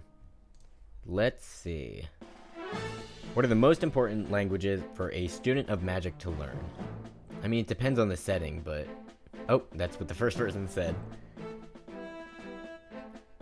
Draconic... This person says Draconic, Gnomish, or Primordial. Have I heard the tale of Australian Prime Minister Harold Holt? I have not. I have not heard of that. A tale.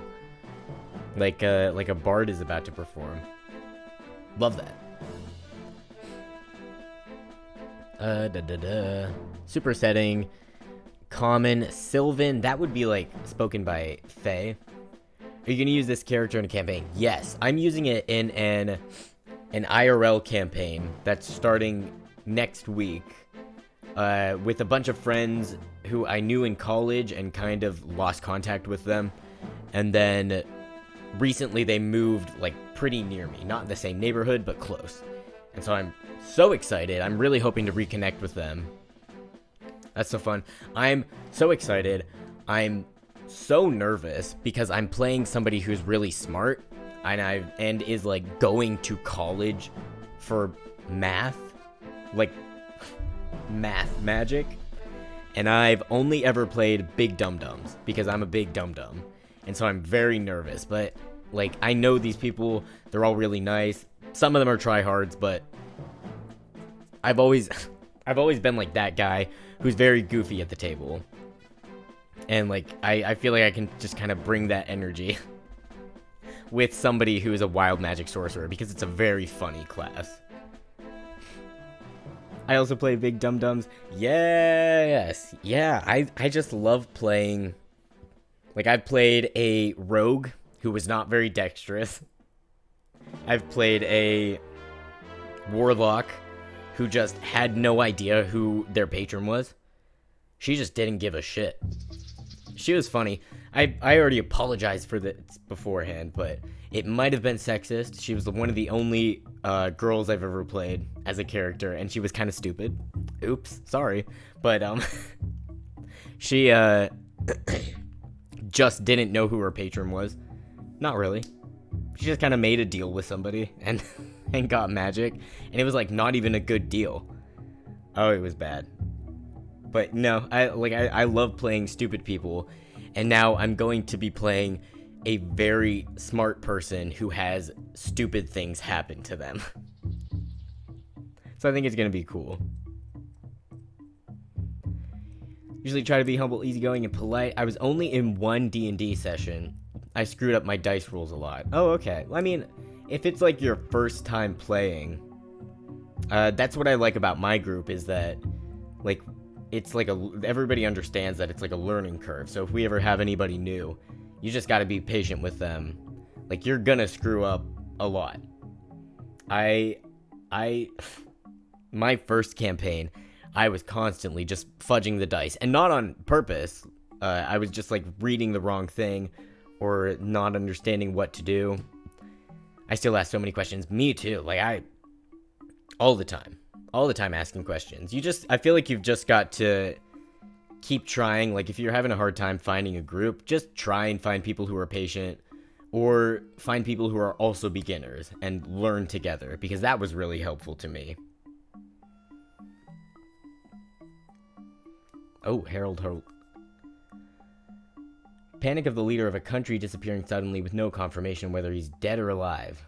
Was never recovered after disappearing. So, the Prime Minister of Australia disappeared during the Vietnam War. For no reason. That's weird. Huh. That's really interesting. Okay, languages. Languages. I feel like Abyssal would be helpful. That's like, I think that's demons or devils. Devils or demons, I don't know. Abducted by men in diving suits on a beach. Oh no, what a way to go. Bye. That sucks. I don't think I want to do any of these. Like Infernal, Primordial, Abyssal, Celestial. I feel like I'd rather pick like some sort of humanoid language. And I think Gnomish had maybe not. Why don't they have Gnomish? I thought Gnomish had a lot to do with magic. Druidic, maybe. No idea who these men are or what they wanted with him. That's crazy. There's so many weird stories of just like people are gone and they're gone forever, or like somebody will turn up dead and we never know who they are, and we probably will never know who they are, and they're just like buried, and it's like okay, weird. Weird. I guess he could learn Sylvan, like the Fey language. But yeah, Sylvan is just like in writing, it's just Elvish. You learn Primordial. Its script is Dwarven. Oh. England, Terran, Orin, and Aquin all stem from Primordial. What color did you make your name in DS Pixel Chat? I usually use shades of purple or orange. I'm not sure. I might have done blue. I had like the electric blue DSi. So I think I was on point with my branding. I think I probably did blue. Or green, because green has been my favorite color for a really long time. My god, they're playing all the sound effects. Thank you, Twilight Princess.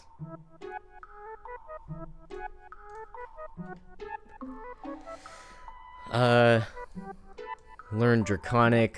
Already done. That's a cool one too. Thank you. Yeah, I've always loved blue. That was my favorite color for a while. But I would say my favorite color is definitely green, and probably the exact shade of green that like the top half of my little frog head is. I love that color, like a forest green. It's just like, I would like, pretty much all of my wardrobe is blue or green or like black, because that, like, I just don't look good in red. I've got like reddish skin tone, so I can't wear anything red, orange, yellow. I just look bad. Learn Abyssal Infernal for like tieflings. Ooh, if you're stuck between the two, pick Infernal. You'll be able to read Abyssal text, since it's written in Infernal script.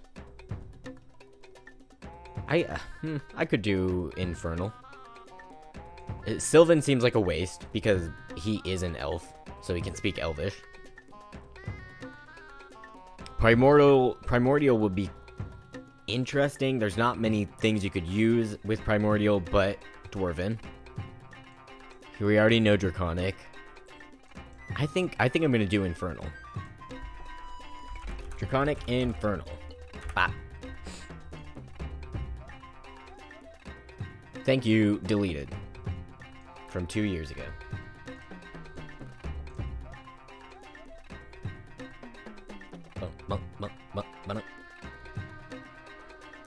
Okay, and he gets more equipment.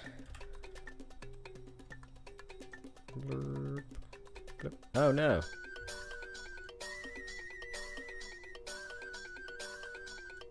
My mouse is like getting stuck. It's like, no, you can't go past that. Okay, a bottle of black ink. Bottle of black ink. Ink pen. An abacus. Abacus. Arcane theory. School uniform. And 15 gold pieces. Is this G? Is that a G? It's like tiny. Let's see. Copper. Copper? I can't remember what they all mean. I know this one is gold. And that's all I need to know. Okay, and then he's got per long rest. Well, right. For Tides of Chaos. And now he's got the feature Quandrix Initiate. Oh my god, this song is a bop. Which one is this? We're still listening to Legend of Zelda Twilight Princess. But it doesn't have chapters to show which song is which. Unfortunately. In which you must choose Quandrix. You gain a list of spells. Cool. So you get these extra spells. Second level, first level, third level, blah blah blah.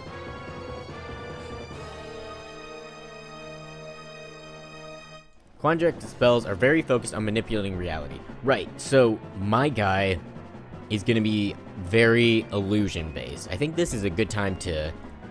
We're pretty much done. What is armor class again? I think it's plus dex. But I can't remember what the starting number is. This is plus dex. Boy, I don't know. I'm getting distracted because this music is so good.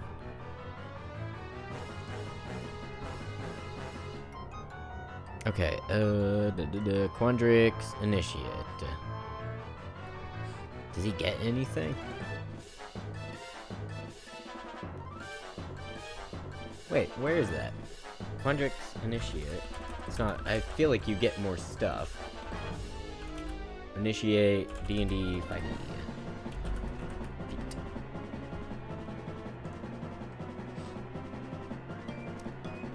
Oh, okay. So, right, I forgot. It's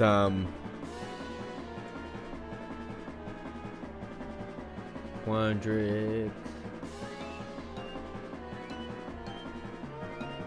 Yes, so it's like the general school initiate. And then you pick one because we're doing Quandrix. You get like these free spells, which is so cool. Another crazy story, did you know that they put a violent gangster rap song in a shampoo commercial at least 5 times? That's funny. I really like that. Did somebody, I really hope that somebody like snuck it in. Under the radar. Because I would like that a lot better than it being like a mistake. Okay, so we picked 2 of these. I can't even remember what guidance is. Also, does he have guidance? He does not. Guidance. Oh, it's a cantrip. You just touch somebody and they can roll a d4. They roll... So they can only do it once. Okay. Oh god, choosing spells is gonna be rough. Also, I have not decided on his appearance at all. I have no idea. Probably elfy. So like, white hair or something. If I had to guess. So we have to pick one from wizard spell list. Let's go back to the sorcerer one and see how many spells he gets. So he gets 4 cantrips and 2 first level spells. So we'll do... Let's put this at the bottom. We'll do 1. Not +1. Just 1. 2, 3, and 4. Just for my sanity. 1 and 2. Put the chorus of a song called Diamonds and Guns at least 5 times for this one brand of shampoo. A song about a gangster stealing back a stolen item and eventually executing a rival in a manner straight out of Mortal Kombat. Oh, damn. In a shampoo commercial. That's funny. I'll have to look that up. Can you, like, find it anywhere? Wait. Okay. Cantrips. Cantrip time.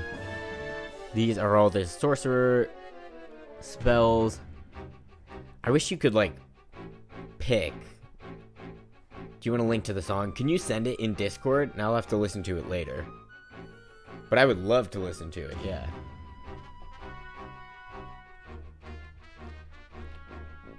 I wish they would let you pick, like, to only see ones that are in the player's handbook. Because I'm not sure where all of these are from.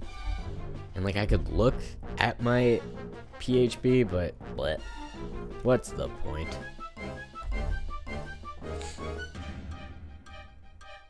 Sorcerer spell list. Yeah, like, on and off is... Well, that one says, I guess, Unearthed Arcana, which means it's not, like, a official... It's Unearthed Arcana is, like, a whole other thing.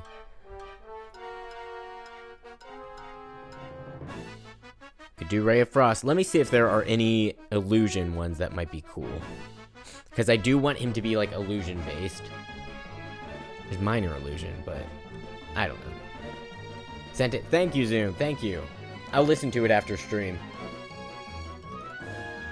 And I'm gonna have to look up, like... I wonder if you can find, like, the shampoo commercial. Or if they've, like, made it kind of hush-hush. Like, they don't want anybody to see it.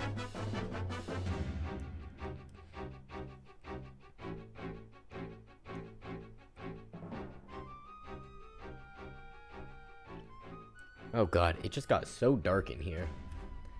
I am gonna BRB for a second. And grab a drink. I'll leave our poppin' tunes playing. I'll be right back. Okay.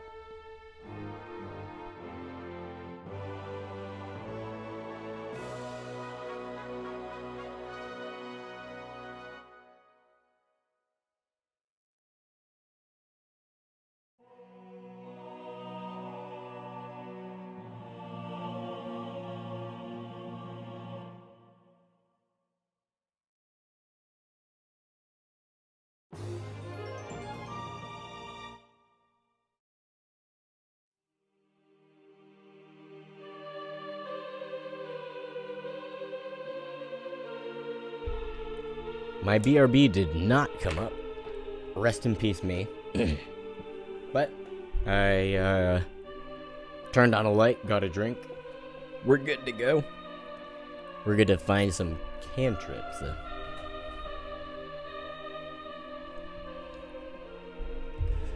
Okay. I don't know. I know.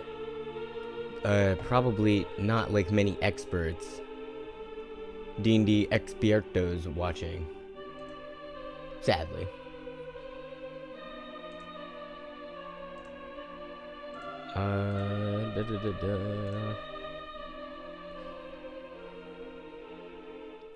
Oh, you know what's sad is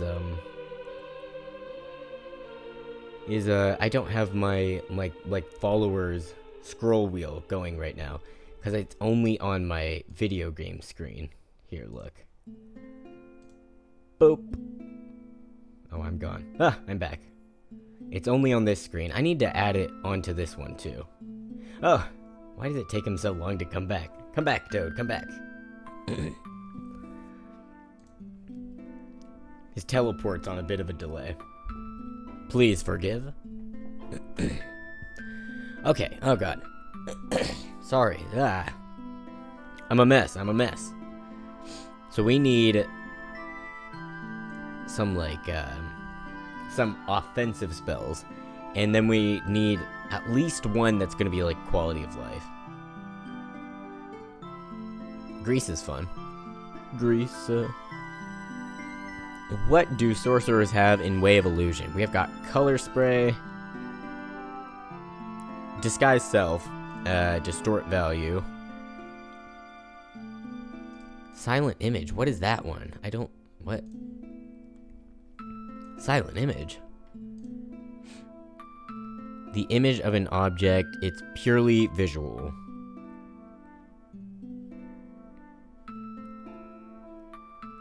So it's just a little object. That's pretty illusion-y. Yeah, that'll do it.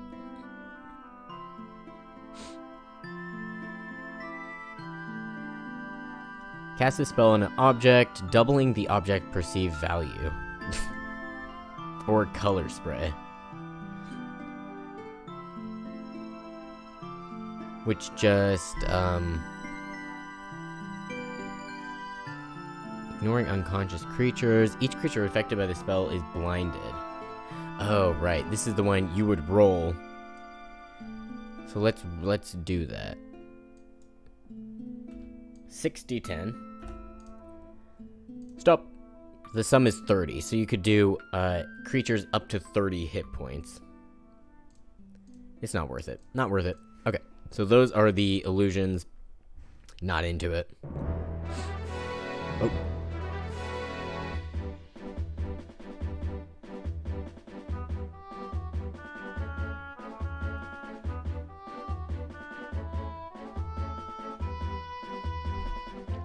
We could do a classic Burning Hands. I think that one would be funny. Anything that's like... that's gonna be, you know, that's gonna be, like, shocking. I'm just trying to be funny. I love Expeditious Retreat. That one, you just kind of like, poof. You poof backwards. Like, or, no, you don't poof. That's Misty Step. This one, I think you just run really fast. Sorry, I'm about to get so distracted just looking at these. Yeah, you just run real fast. Cool. Ice knife. Whoa. Jump, magic missile. I mean, we love a magic missile. We do. 3 glowing darts. Each dart hits a creature of your choice. I love magic missile. Magic missiles. Yeah, it's like a classic D&D spell. 1d4 plus 1 force damage. That's not as much as I thought it was. Magic missile. It's because you can put 3, I think, so you can send them. It reminds me of a line from Forrest Gump. Which one? Magic missile. Just hit him. See, this one's good. I love Burning Hands. Creature takes 3d6 fire damage. That's pretty good for a first level spell. On a failed save, half as much on a successful one. You can also use it to, like, burn things. Let's keep that in the back pocket. I don't think we need comprehend languages or detect magic just because our party is going to be full wizards.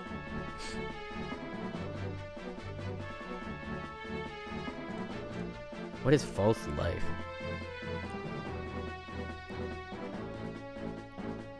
Bolstering yourself with a necromantic facsimile of yourself. You gain... oh, it's a healing... whoa. Artificers get it. Temporary hit points for the duration, for an hour. That's interesting. Forrest mentions that he thought that bullets and firearms were magic. Oh, you know, I haven't watched that movie in so long. I remember a very weird scenario of me watching that movie in a treehouse one time. with some kid from school who, like, I was kind of close with, but not really. Like, he was, like, sort of my friend. We watched Forrest Gump in a treehouse. No idea why. It was a weird situation, I'm sure. How about Chaos Bolt? I think my computer is busting. I've got, like, 10 tabs open. Oh, God. Alert the media. Let's get rid of these elf names. An undulating, warbling mass of chaotic energy at one creature in range. This is on brand. In Forrest Gump's defense, he's supposed to be a man with a below-average IQ, and is considered yeah.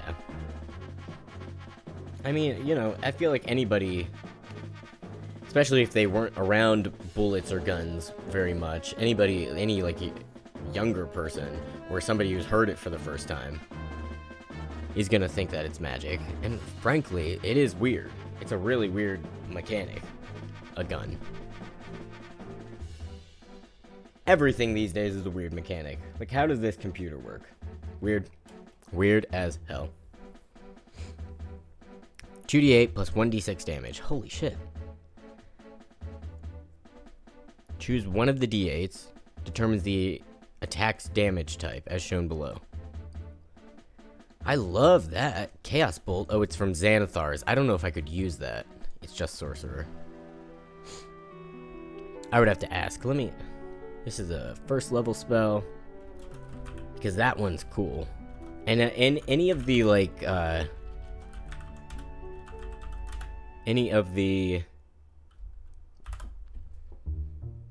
Agreed. Personally, I recall a book where a character did have a magic gun. Oh, what book is that? I can't remember what I was saying. Any of the, like, quality of life for sorcerer for first level doesn't seem worth it for this character in particular. Especially because our party's gonna be full of wizards and druids and, like, all magic users because it's a magic school. So, like, somebody's gonna have detect magic.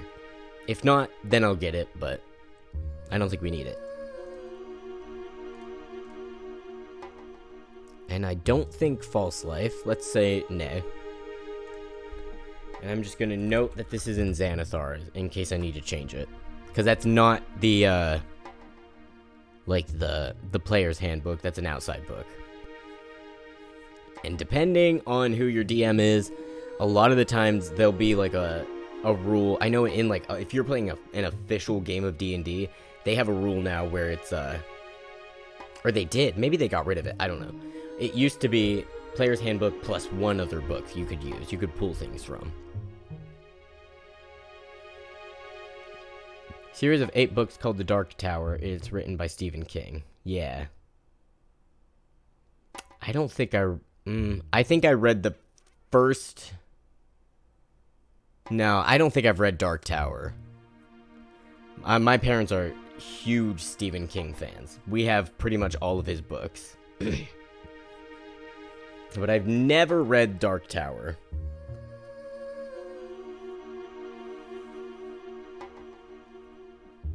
A magic gun.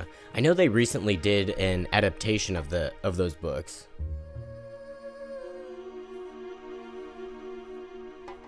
I wonder if that's any good. I think it was like direct to streaming too somewhere.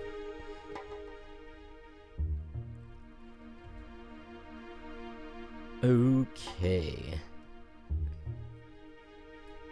Are we doing Chaos Bolt? Yes, we're doing Chaos Bolt. Chaos Bolt. And I think Burning Hands is the other first level we should do. I love Burning Hands. I love it. And I never get to use it because I'm not a wizard. The adaptation wasn't good or accurate. Oh, God. That's the way it always is with Stephen King. He's so hard to adapt. Like, Shawshank Redemption was pretty okay. Like, his dramas are usually adapt okay. His more, like, thriller or horror stuff, it's always bad. It's always bad. That's a shame, though, that it wasn't good. But, not surprising. Stand By Me. That was the other one I was thinking of. That drama was okay. It's pretty good, pretty good. It Part 1 was good. Like, the new one, I don't think I've seen the whole thing. I saw, like, a shortened version of it. I saw like, oh, it was horrible. I saw it, like, in It, but in 4D. And it was rough. Oh my god, it was terrifying. Cause like it's like 3D, but then also your chair, like, it would squirt water at you when there was like blood on the screen. They had something under your chair that would like flap at you. There's things that like go under your seat, and then there was something that would like poke you in the back. And so there was him, Pennywise, or Mr. Gray, the clown. He like jumped out from behind a character and it like poked you in the back. I swear to God, everyone in the whole like movie theater had a heart attack. It was crazy, jumping out of your seat. Ugh, ugh.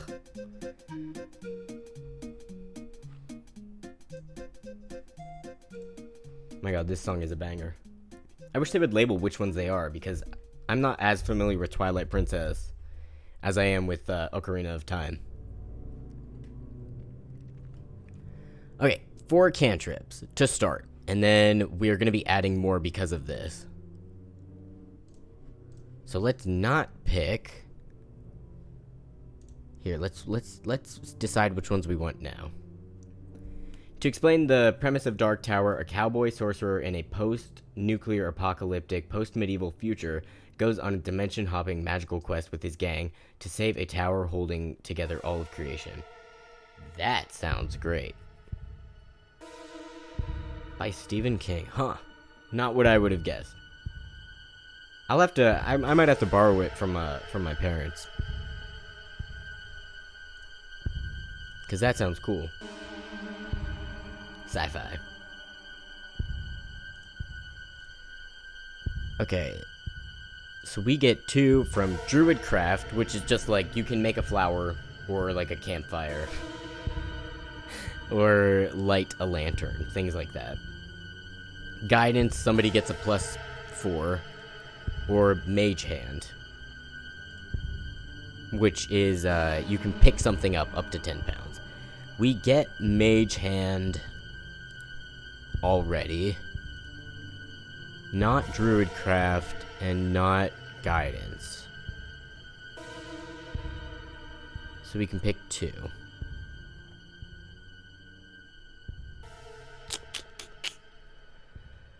It's an 8-book series that's considered his greatest work ever. Really? I didn't know that it was that loved. Are they 8? Is it 8 full books, or is it one of his things where it's like 8 novellas? Or, yeah, novellas. Are they like actual books?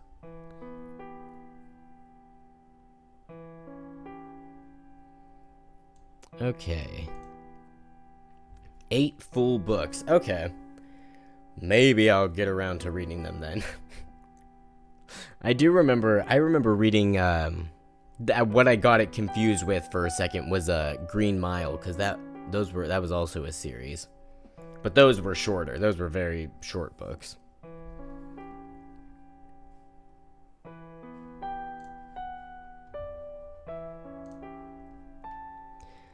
Oh no, decisions. Okay.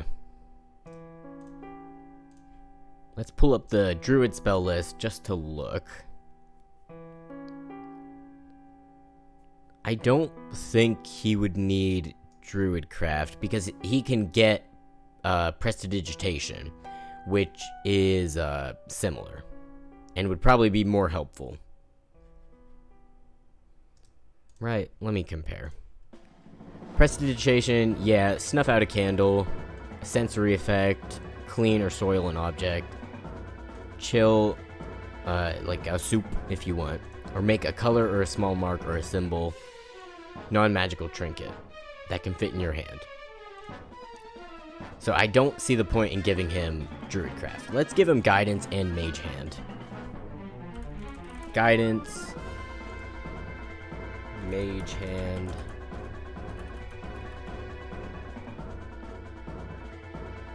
Another book I know of his and mention a lot is The Stand. Do you know it got a song adaptation by a band? I didn't know that. No, I didn't know. It's like a well-known band.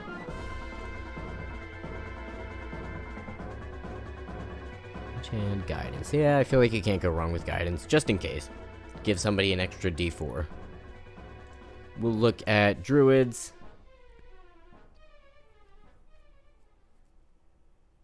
We could get a cure wounds. Whoa. Detect poison or disease. That's interesting. That might help. Ooh, I love Fairy Fire. If that's the one I'm thinking of. My one character who was very, very like Fey touched she'd spent like her whole childhood in the Feywild. She had Fairy Fire. And it's pretty cool. You can just make them look like glow, so you know where they are. Which was helpful for her because she didn't have dark vision. You know the band Anthrax? I don't know. I don't think I've ever heard of them.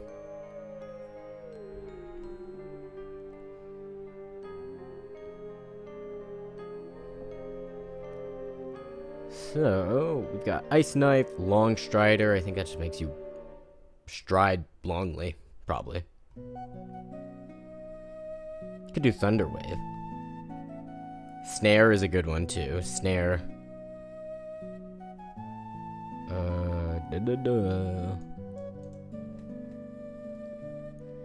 Beast Bond, Charm Person.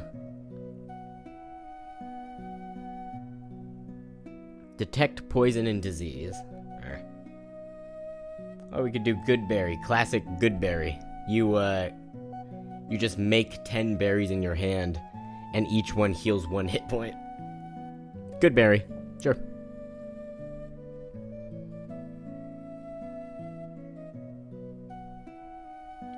Speak with animals.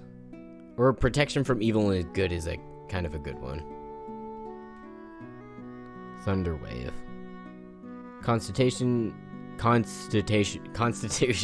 saving throw. 2d8 thunder damage. And isn't pushed. Oh, they're pushed. Ooh, I like that. Thunder Wave. Yeah, this one's good. Can't be charmed, frightened, or possessed by one of these types. Cleric, Druid, Paladin, Warlock, Wizard. Anthrax was a punk rock band in the late 80s. They wrote a song called Among the Living, which is about Randall Flagg from The Stand. Oh, okay. Let me write that down. I'm gonna have to look it up.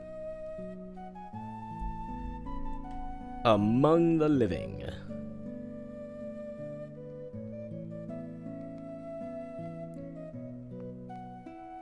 Anthrax. Cool. Punk rock in the 80s. Fun.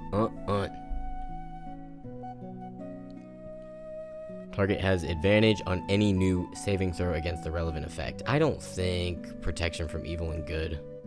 I'm really hoping somebody else like takes one for the team and is like a healer, because that can't be my guy. No, thank you. So this one, this is our first level Druid spell, because I do like Thunder Wave.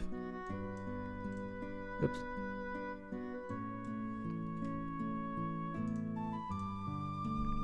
And we'll say 1 Thunder Wave. Usually I'll have like a symbol key to show like, oh, I got this from my background, or I got this from my feet, or whatever. But right now I'm just going to write Druid spell list, and I will know what that's from. Cool, goodbye.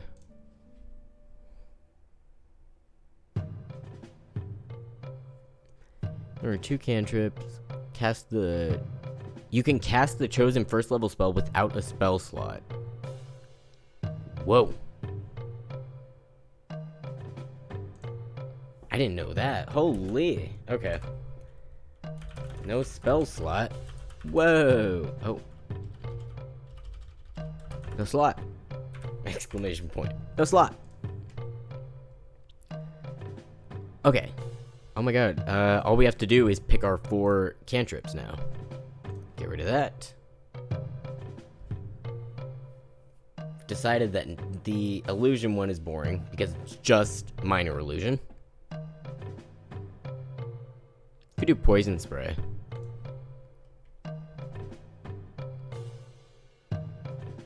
Poof, poof. And this one, as you level up, it just becomes better, which is cool. I just want him to be very offensive. Like, I'm used to having characters who are either, like, sneaky and very fighty, or ones that are kind of fighty but also can heal. I just want this guy to kick ass and take names, you know? And then hide, because he's got 7 hit points. And then run away. I'm just gonna write it for now. Poison spray. Oh, I still need to pick one from the wizard spell list. Well, we'll find that later.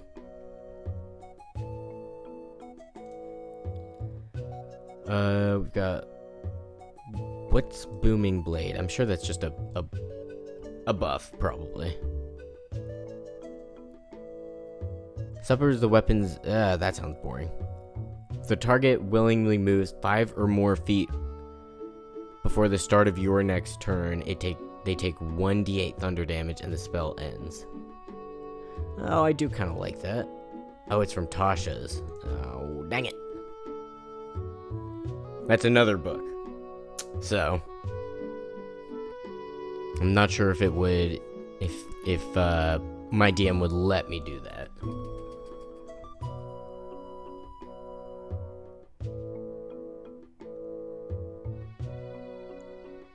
Blah blah blah blah blah blah blah. Brandish the weapon used in the spell's casting. So you just have to, yeah, you have to have a weapon. One action. Oh, it's a melee weapon. Oh, well, we gave him a ranged one. I forgot about that. That's a no. We could do friends. Friends is a funny one because you roll, and I think they roll a save. And if they fail, then they're like chill with you, and they have to be chill with you. And then after a minute, it wears off, and they know that you cast a spell on them. But you have that minute. The most important minute. We have Mage Hand. We could do Message. What's Mind Silver? I don't think that's from PHB. Yeah, it's not familiar. Mind Sliver. Disorienting spike of psychic energy into one creature you can see within range. Intelligence saving throw or take 1d6 psychic damage and subtract 1d4 from the next saving throw it makes before the end of your next turn. I like that. I don't know if I can use Tasha's.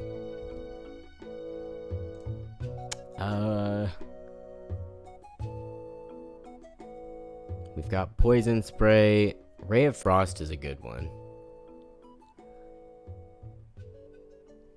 Evocation. We could also give him Message, which is just you point at somebody and you can send a message in your brain.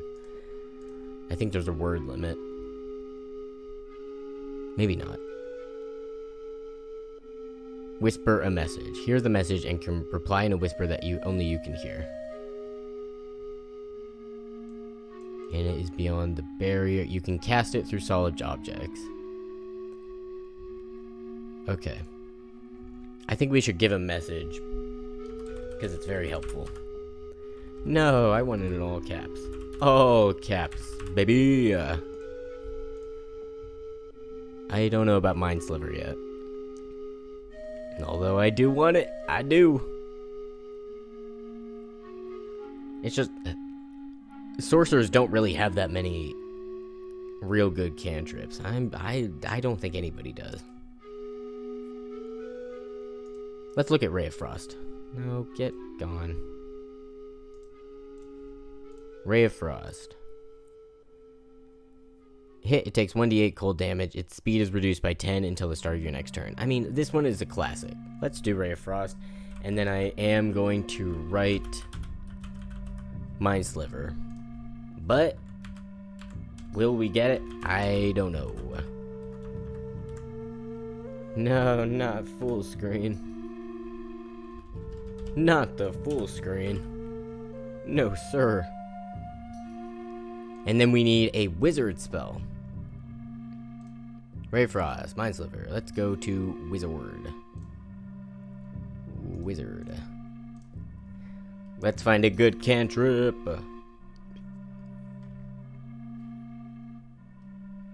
Acid Splash. Do they have... They have Firebolt. We could do another ouchie spell. Or we could do Minor Illusion. Because I actually do... I like... Minor Illusion, he is supposed to be very illusion-y. And, like, you can change it with, just, like, wordsmithing. Like, you don't have to... If you're trying to pick somebody who uses more of one school of magic than any others, you can get something that's not... You can get something that's, like, evocation and just describe it as being, like, illusion-y. Illusionary. Illusory. That's the word. Illusory. I feel like he should be... I think he should be able to create an illusion. A sound, an image, or an object. Can determine it's an illusion with a successful intelligence investigation check. Let's do it. Intelligence.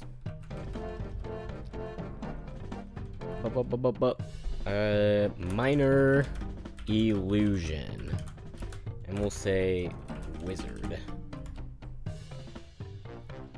And it's intelligence for that one. That's our, like, spellcasting thing, which doesn't matter for minor illusion.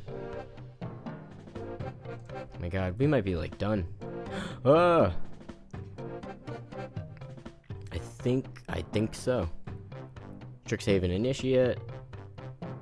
Cool. Yeah, we're pretty much done, I think. Whoa. We can, like, plug these in. So this would be +2. Wisdom, our wisdom is 0. 0. Intelligence, 5, because it's +3. And then +2 because of our proficiency bonus. Strength is -1. It's, like, so small. Come here. Deception is +5 again. History is 3. Wisdom 0. Charisma 3. Intelligence 3. Wisdom 0. Nature, which is intelligence, that's going to be 5. Whoa. Perception is 2. Bummer. 3. 5. 3. Dexterity, what is our dex? It's 2. 2 and 0. No survival skills, which that actually tracks. That makes sense. Okay, what else? Our armor class. I can't remember what the armor class is. It's been too long. Background. We've got Strixhaven. I'm just going to put Quandrix. We don't have enough space. Quandrix. Initiate? Is that what it was called? I don't know. Initiate. Sure. I rarely fill these out because I'm bad at that. And we've got those numbers that we hit. Fun! If he does end up being over level 1, I'll have to level him up, which you just follow this. A cool thing with sorcerers is at level 2 you get sorcery points. So you can use them to do different things. The big thing is like meta magic, which you get at the 3rd level. And that's all these ones. Like you can choose not to hit certain people. 1 per sorcery point. You get to avoid a certain person in your like area of effect. Distance spell, you can double the range. Empowered spell, I love this one. Quicken spell, you can turn it from an action to a bonus action, which is really helpful if you're like trying to run away from something. So you can run, which would be your movement, and then you can take a dash action to continue running, cast quicken spell, and then your spell would be a bonus action, and you could cast it. Very helpful. That one's also like, it's cool that you have these as options whenever you need them. Very, very neat. Cool, I think that's it. Considering playing a game, like switching to a game, I only have an hour before I have to go. So, what's my... Oh, look at my desktop for a second. Whoa! Since we're talking about, like, tabletop or role-playing games. Mouse Guard, that's my favorite one. It's my favorite role-playing game, based on a comic book series by... His last name's Peterson. Can't remember his first name. A genius. A genius. Let me take away my hat. Let me come back. Yeah, I'm thinking of switching to a game. I'm thinking maybe, Ooh, that song ended. Cool. Maybe Don't Starve. I don't know if anybody has Don't Starve together, or if it's even worth it to, like, start an actual game with other people, because I can only play for an hour. But I do think I want to play. Let's load it up. Let's load it up. I got an hour. Whatever.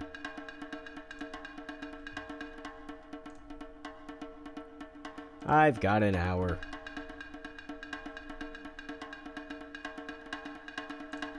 Oh, it updated. I was like, where is it?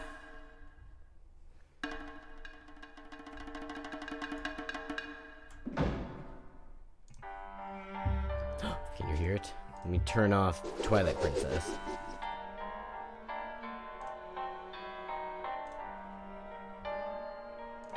Yay, we're playing a video game. Yay. Been meaning to get Don't Starve together. I just have Don't Starve. It's fun. I played Don't Starve on the Switch for like a really long time. And then I got this one instead. And it's not completely different, but it's just different enough to where like it makes me nervous still to play. I'm not very good at it. Only 1 hour of DST. Come here quick. Done.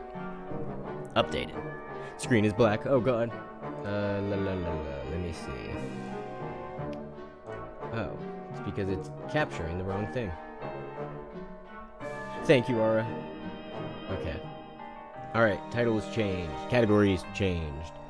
It should not say playing with viewers, because that was for the role-playing aspect. Okay. We got a gift. Yeah, I'm going to, at some point, I think I'm going to give away a copy of Don't Starve Together if I hit 50 followers soon. If not, I'm just going to give it to somebody. Because I have a copy to give away, but I don't know who to give it away to. So if I don't hit 50 followers anytime soon, I can just give you a copy of the game, Aura. I truly can.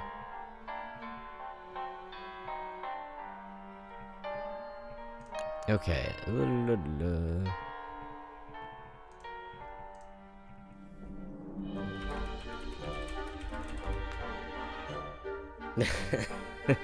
Yeah, you know. Oh yeah, sorry. I'm making a game.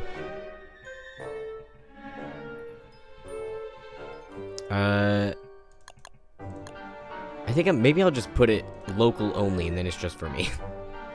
Because I would feel bad asking anybody to play, because I've got to leave by 10. So. Let me make my private little game. Bump, bump, bump, bump. Okay, we'll generate it. There it is.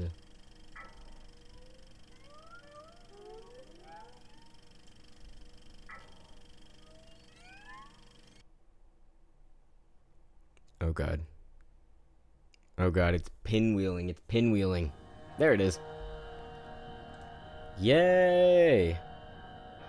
But yeah, because I've also been thinking, like, if I get to 50 followers, maybe I want to give away like a game of a certain amount of money, like a $10 game, $15 game, and do that instead, and then someone can pick a game, and I'll just buy it for them.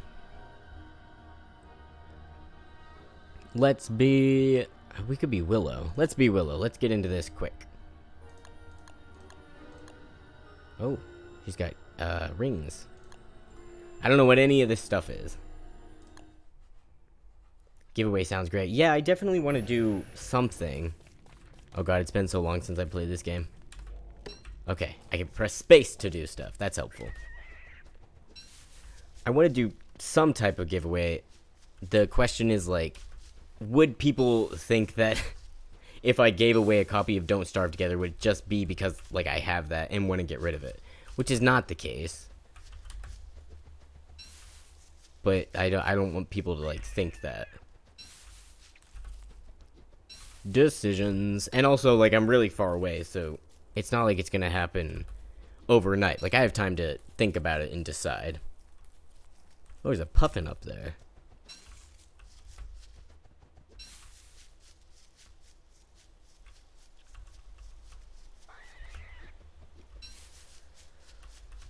Just collecting our grass. This was my strategy in Don't Starve. Was to just collect grass, sticks, and food for like 5 days and do nothing else. Just walk around. And I think that works in Don't Starve Together. Wait a minute. This on the side, this looks like it's completely changed. Oh my god, it did. Oh no. Why does it have an X? Uh-oh. 1, 2, 3. Huh? Wait, what is this? Oh my god. Oh no. It's so different. It's only been a few weeks since I played this game. Oh, yeah. I do have lots of time to think about it. I'll decide when I decide.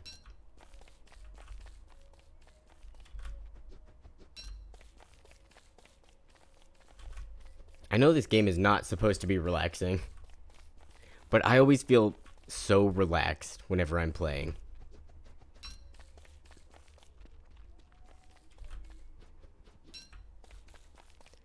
Let's get into some shenanigans, maybe. Maybe if I find a... Hey, yo, beefalo. Hello. Oh, what? Oh, whoa, look. There's a statue right here. And a shovel. Score.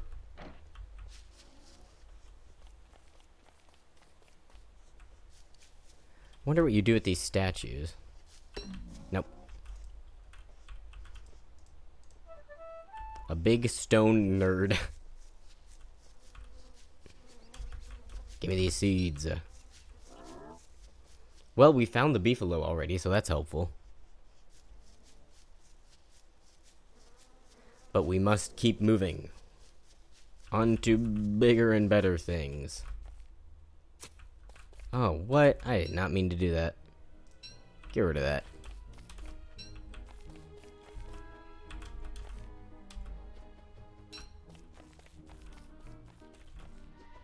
Oh my god, this game is so relaxing. Not sure if anybody else, if anyone else has tried Don't Starve Together. Because this is one game I would love to collab sometime. This is like the one game I could maybe give pointers to a beginner to. The only game. Because like I would love to play something like Phasmophobia sometime with other people. I don't know anything about it, but it looks really fun. I feel I need pointers low. Yeah! We could hang out. We could maybe survive.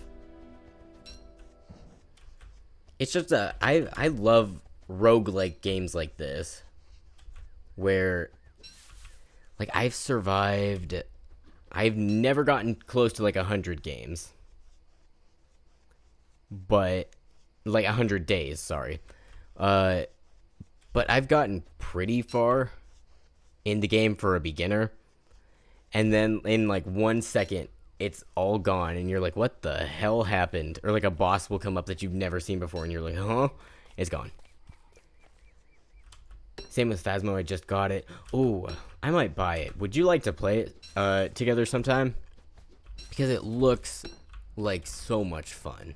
It really does. Phasmo, Phasmo, Phasmo. I'm gonna... I don't know. I don't want this stupid berry bush. Why did I pick that up?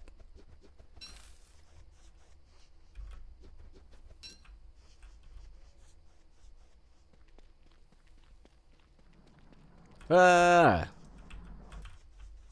Hiya! Hiding from the light, huh? Whoa! Some kind of... I think it's a gopher or something. Oh my god, they're everywhere. Ew, ew, ew. Rats, rats, rats. Oh, a pig king. Sure, it's fun and spooky. Good, good, good. I might buy it, and then I'll hit you up. Woohoo! Because it's only, what? I think it's like $15. And it's in my budget, I think.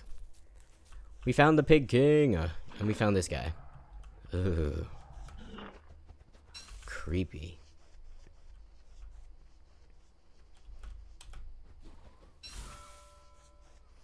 And then Friday, I'm playing Pico Park on Shino's stream, which I'm so excited for.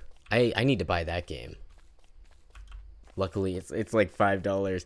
I'm pumped to try that game because I watched someone play it, but only like a couple of levels. And I was like, oh damn, if I ever played that, I just know I would get so frustrated.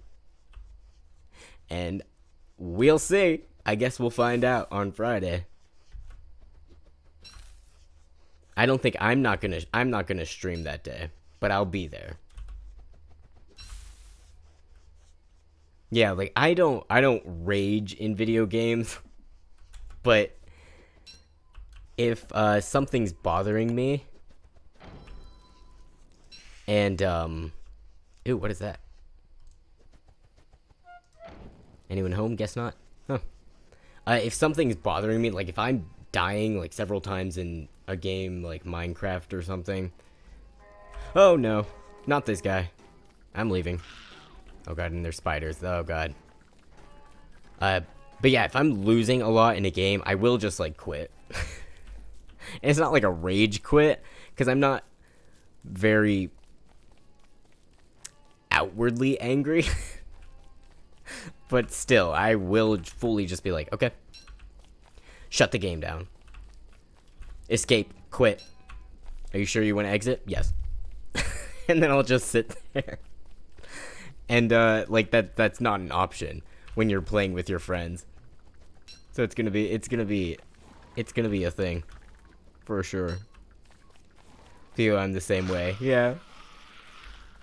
I mean, it's better than, like, whenever I was a kid, just, like, going crazy and, like, hitting shit. At least it's better than that, but... Dark petals, I don't want these. No, thank you.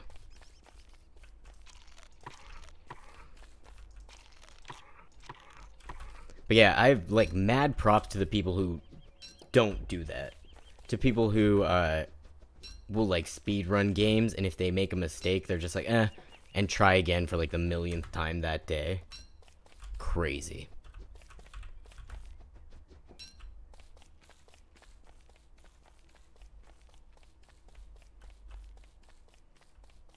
Okay, day 2. We're running. I haven't seen really anything interesting. Like, we found... This is a good spawn, because, there's the kingpin. The king pig.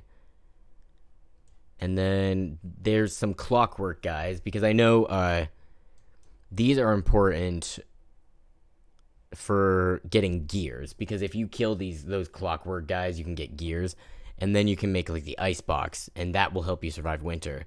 And then there were beefalo, like, right here. So there's, like, a lot of good stuff right in this area.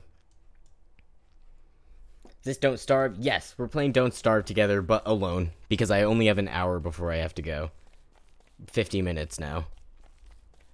Yep, it's Don't Starve. I love this game. I played it on the Switch, like, religiously.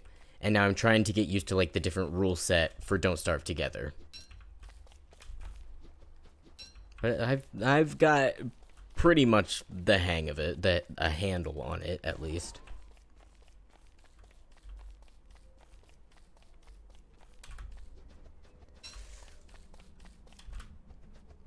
This is my, like, chill, relaxing game. Have you ever played Zoom?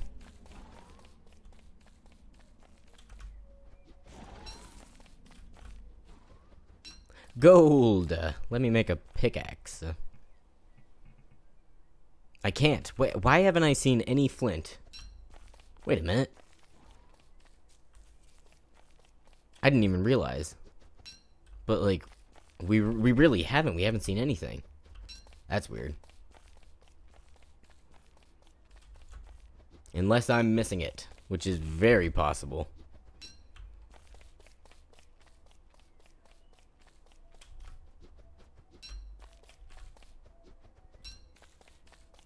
Oh, Flinty.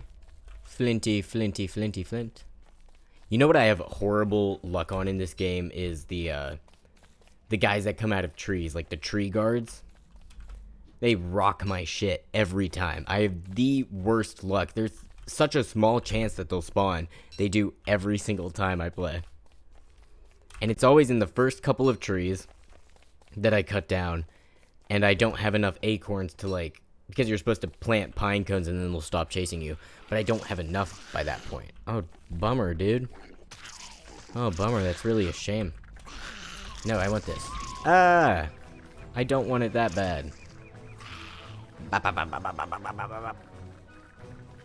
Oh. Give up. Give up. Thank you. I need flint, man. Where is it? Where am I? Oh god, I'm back here. What do you think that thing is? It's like a lobster. That's as far as I can scroll in. Oh. Well. I'm gonna keep exploring. It's just like we've found so much good stuff and it's only day 2. That's bonkers. Ooh, let's go down this road. Ooh, a vase. What is that? Ow, I didn't mean to touch that. What's a weird table doing out here? Let's burn it. No, lady. She's crazy with the burning.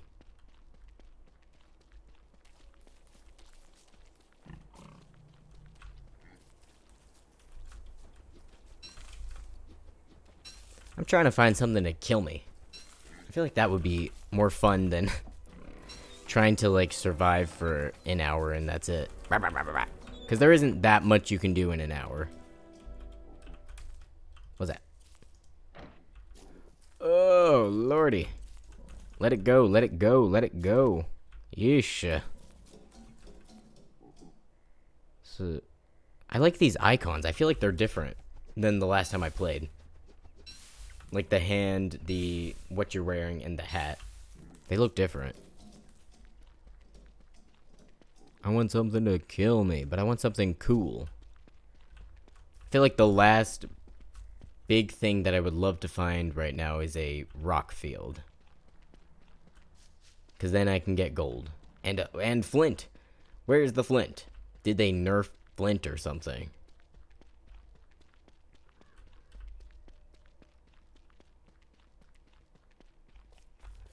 Oh, I'm kind of hungry. Yeah.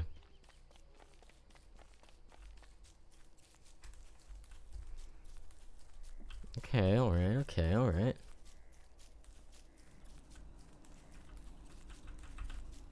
BRB. Okay. Alright.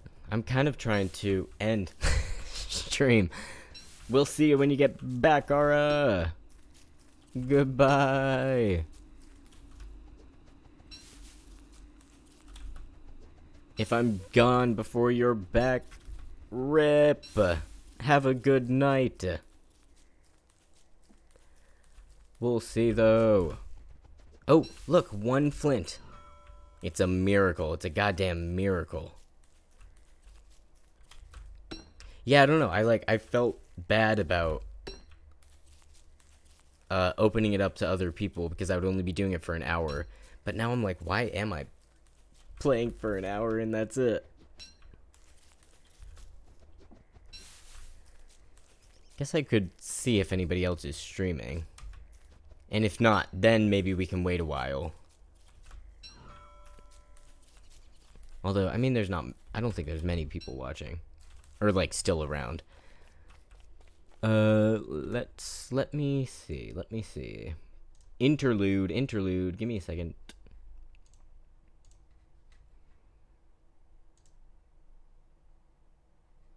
Oh, you know streaming is Arthur. Pause, please. I heard my voice. There it was. Cool. I think we'll just do that. I think we'll just go over to Arthur's stream. I'm so sorry. I don't know why.